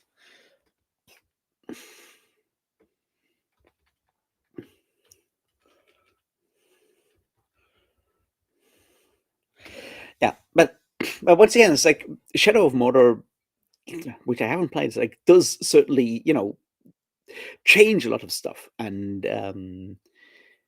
it does once again like raise that question is like who decides what is Middle Earth and what is not. And it's like like what is part of the story, and is the world around the story part of the story, or is it something separate from that? And the way that we have sort of like, especially since Star Wars, I think since Star Wars, we have sort of like made the separation between a story world and the story set in that world, where yes, you have the Star Wars universe and the extended universe and so forth, and you have all these stories set in there. And at some point, like the Star Wars movies, all nine of them, 10, 10 with Rogue One, right? I think that's it, right? Those are just stories set within the Star Wars universe. And I feel like under Tolkien, right? It wasn't that. Like under Tolkien, it was very much, you have Middle Earth, and Middle Earth is the world in which these things happen. And because Tolkien is the one creator of that world, anything that Tolkien didn't write is not going to happen in Middle Earth. And we have, but by separating the stories and separating the author from the world, which is something that Tolkien Enterprises has done with some of the video games, especially with stuff like Shadow of Mordor, right? Like they have sort of like pried those two things apart, and suddenly Shadow of Mordor and apparently Shadow of War, which I have even less ideas about, are stories that also happen in Middle Earth that are no longer, something that has been, it's no longer finite. And yeah, I think that's interesting in when it comes to like how we play with within how we play in fictional worlds, and who we assume are the authorities over those fictional worlds. Like is someone making a story set in like some part of like the Trojan War. Are they playing in Homer's fictional universe, or are they playing? You know what I mean? I I think it's worthwhile thinking about that at some point. Possibly not just while being stoned. Not that I'm stoned because I'm not, but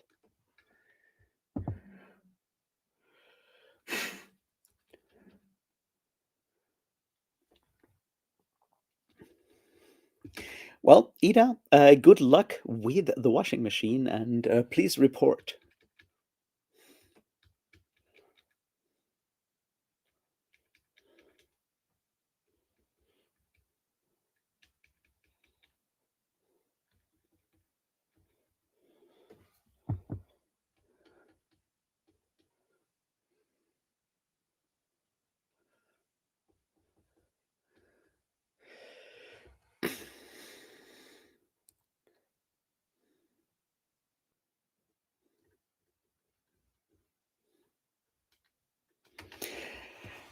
Yeah, Thornell, I think it kind of comes down to like if the rules of a specific universe are a fictional universe are very clearly laid out, then it is possible to tell stories within that world that adhere to sort of like the metaphysics of that specific fictional universe, and anyone potentially can do that.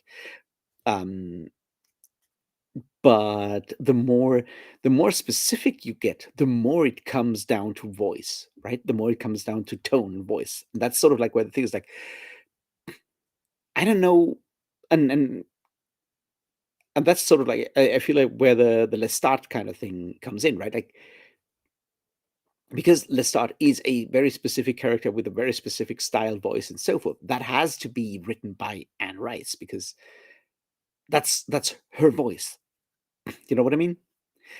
Whereas another story set in the same universe with a different character, that could potentially work because it's as long as you adhere to the general like lores, like the general rules of that world, I guess.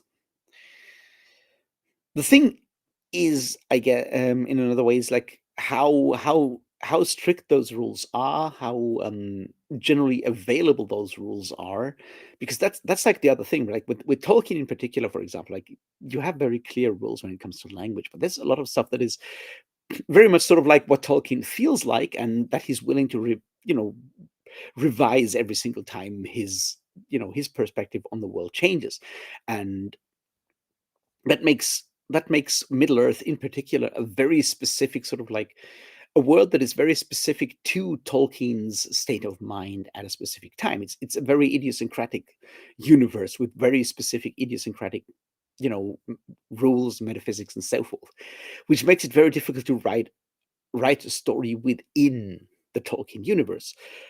And I'm saying this as someone who has played like the old Iron Crown Enterprises Middle Earth role playing games. It's very difficult to tell stories in Middle Earth, to play role playing games within Middle Earth that feel like Tolkien. It's very difficult to do that because so much of that is tied to that specific voice. I think it kind of is easier with stuff like Star Wars or Star Trek in particular, or comic books, because they have more or less from the beginning been sort of like universes that have been played around with by several authors, right? They have been open from the start. So you have a couple of basic assumptions, rules, and so forth. And then you have multiple voices that have very distinct styles that are all encompassed in that thing. It's like Star Wars is the main movies written by George Lucas. It's also the new movies written by all these different writers, different directors. It's all the novels that were written in the extended universe in the 80s by so many different authors. All of that stuff is all Star Wars. And like everything in the Marvel universe is all the different people. Yes, there is, Stanley and so forth, like doing having some sort of control, but like it's always been a chorus of different voices. And that I think makes it easier to do stuff within those universes because they have been polyphonous from the beginning, whereas something like Middle Earth has is just one guy. And after like 50 years of one guy, it's very difficult to break out of that and not, sort of like come up against the borders of the voice of that one guy.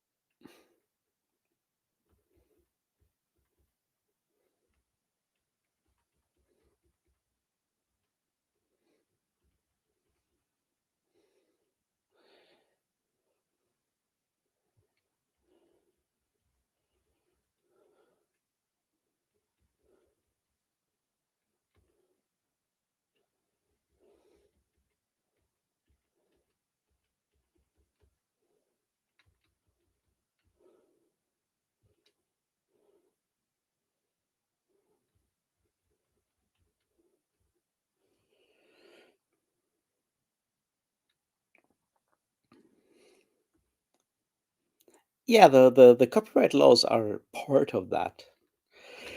A fun thing, there's an essay that you might want to read when it comes to copyright laws. It's what is an author by Michel Foucault. It's sort of like the next step after reading Death of the Author by Roland Barthes. And Foucault talks about like sort of how we sort of like created the idea of copyright and authors tied to a specific work and how that started out. And that I think is really interesting.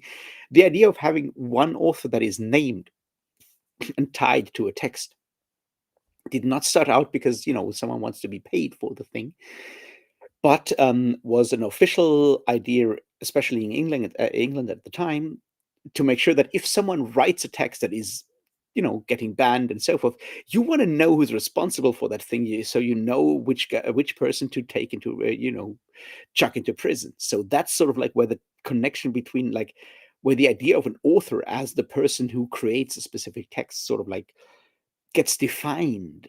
And once you have that connection, you can then obviously turn that around and turn it into, well, they're the people who should get money from it. But it it comes more from, like, if you're an author, you're responsible for the thing that you write. And I think that's interesting.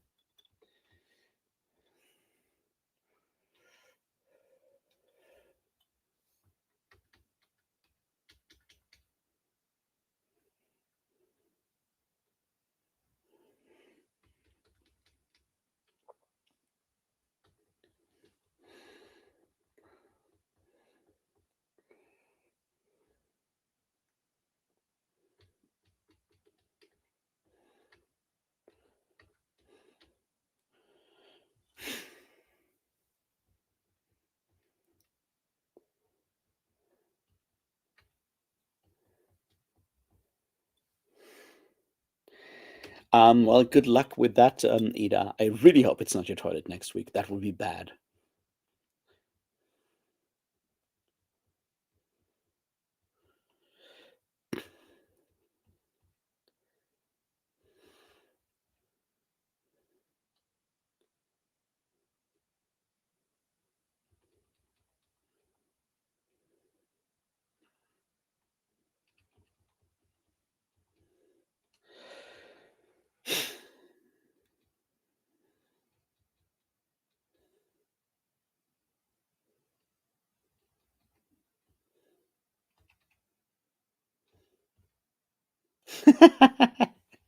Yeah, that's a dangerous typo there.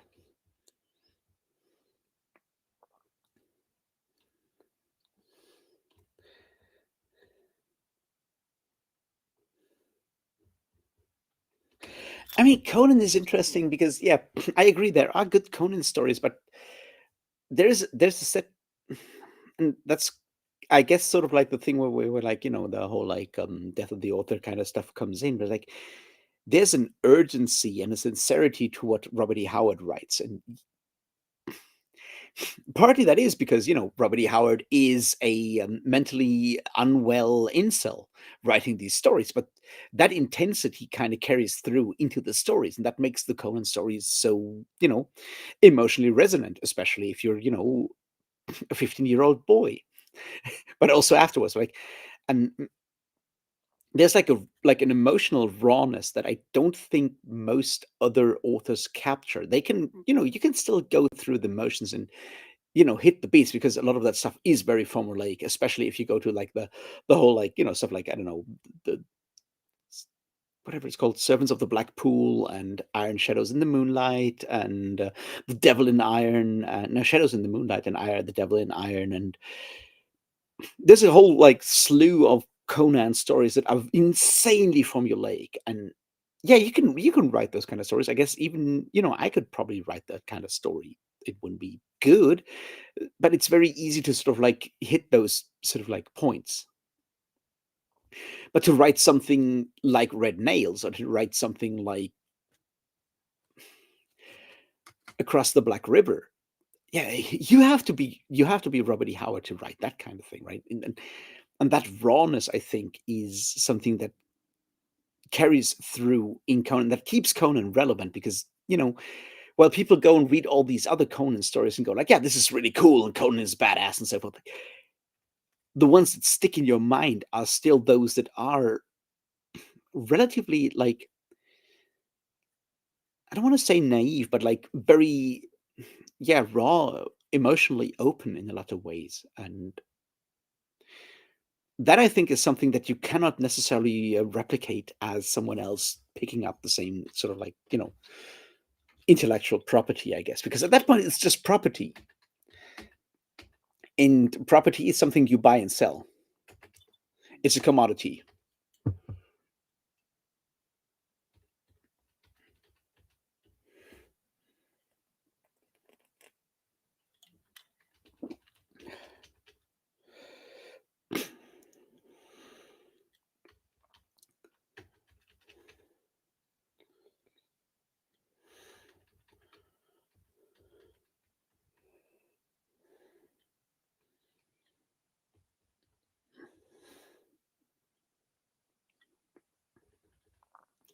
Yeah, we'll see.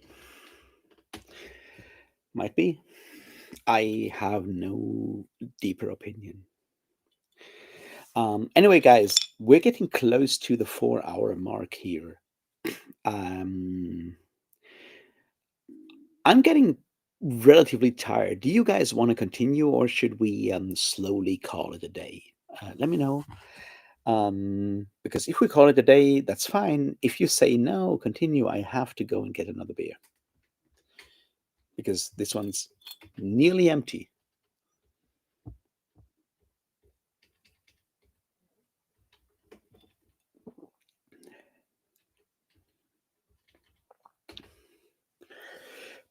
I mean, that's like the other thing, right? With those kind of fictional universes, are they the kind of world that sort of like makes for like gives enough sort of like fodder for interesting stories? Are there stories you can tell that you can only tell within the Star Wars universe, or are those stories you could also tell in our world or somewhere else? You know what I mean? And I think Star Wars might be the kind of resonance where that works. They go to, yeah, this is a story that has to be in the Star Wars universe, even if it's not, part of that like whole like Skywalker whatever lineage kind of bullshit, right? I think Star Wars has that, but there are, a lot of like sort of like fictional universes where I'm like, yeah, what? I don't know. You could do this somewhere else. You don't have to do it in Star Wars.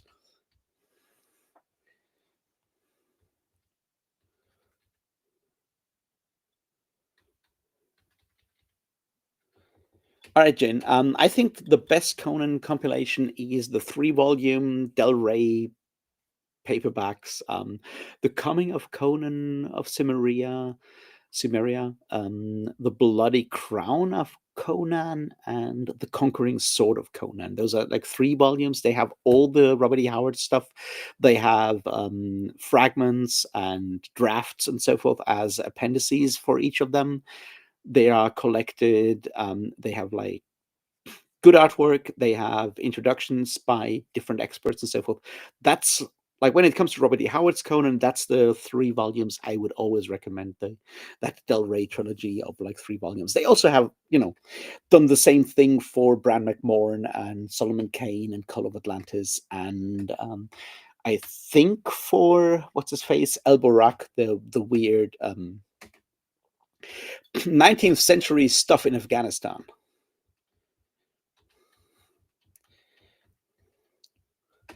No, that's certainly fine, Bedivere. I mean, I think it might be a smart thing to slowly end this and, get some sleep, at least because it's almost midnight. And then I can decide whether to do the video or upload the video on Boy with Accidental Dinosaur, which is a book about like why evangelical Christians kind of suck a lot, among other things. Also, dinosaurs.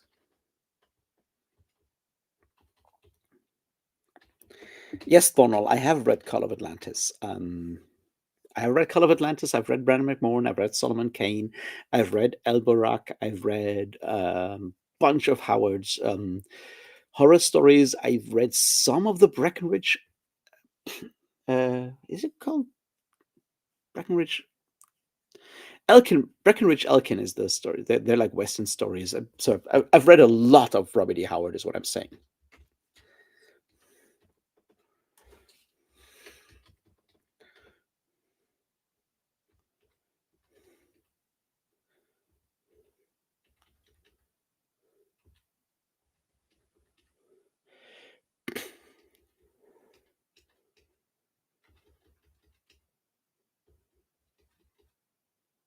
So, well, that is really good, Ida. I'm very happy. At least it's not going to flood your kitchen. That's a good start. I'm happy for you.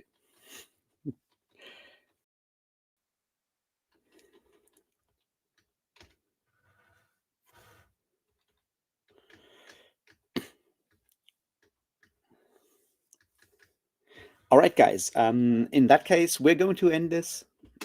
Thanks for hanging out. I really appreciate it. I know there were like 20,000 streams parallel to this. So I really appreciate you showing up for this one. I hope you had fun. Maybe I'll even find the button to end this.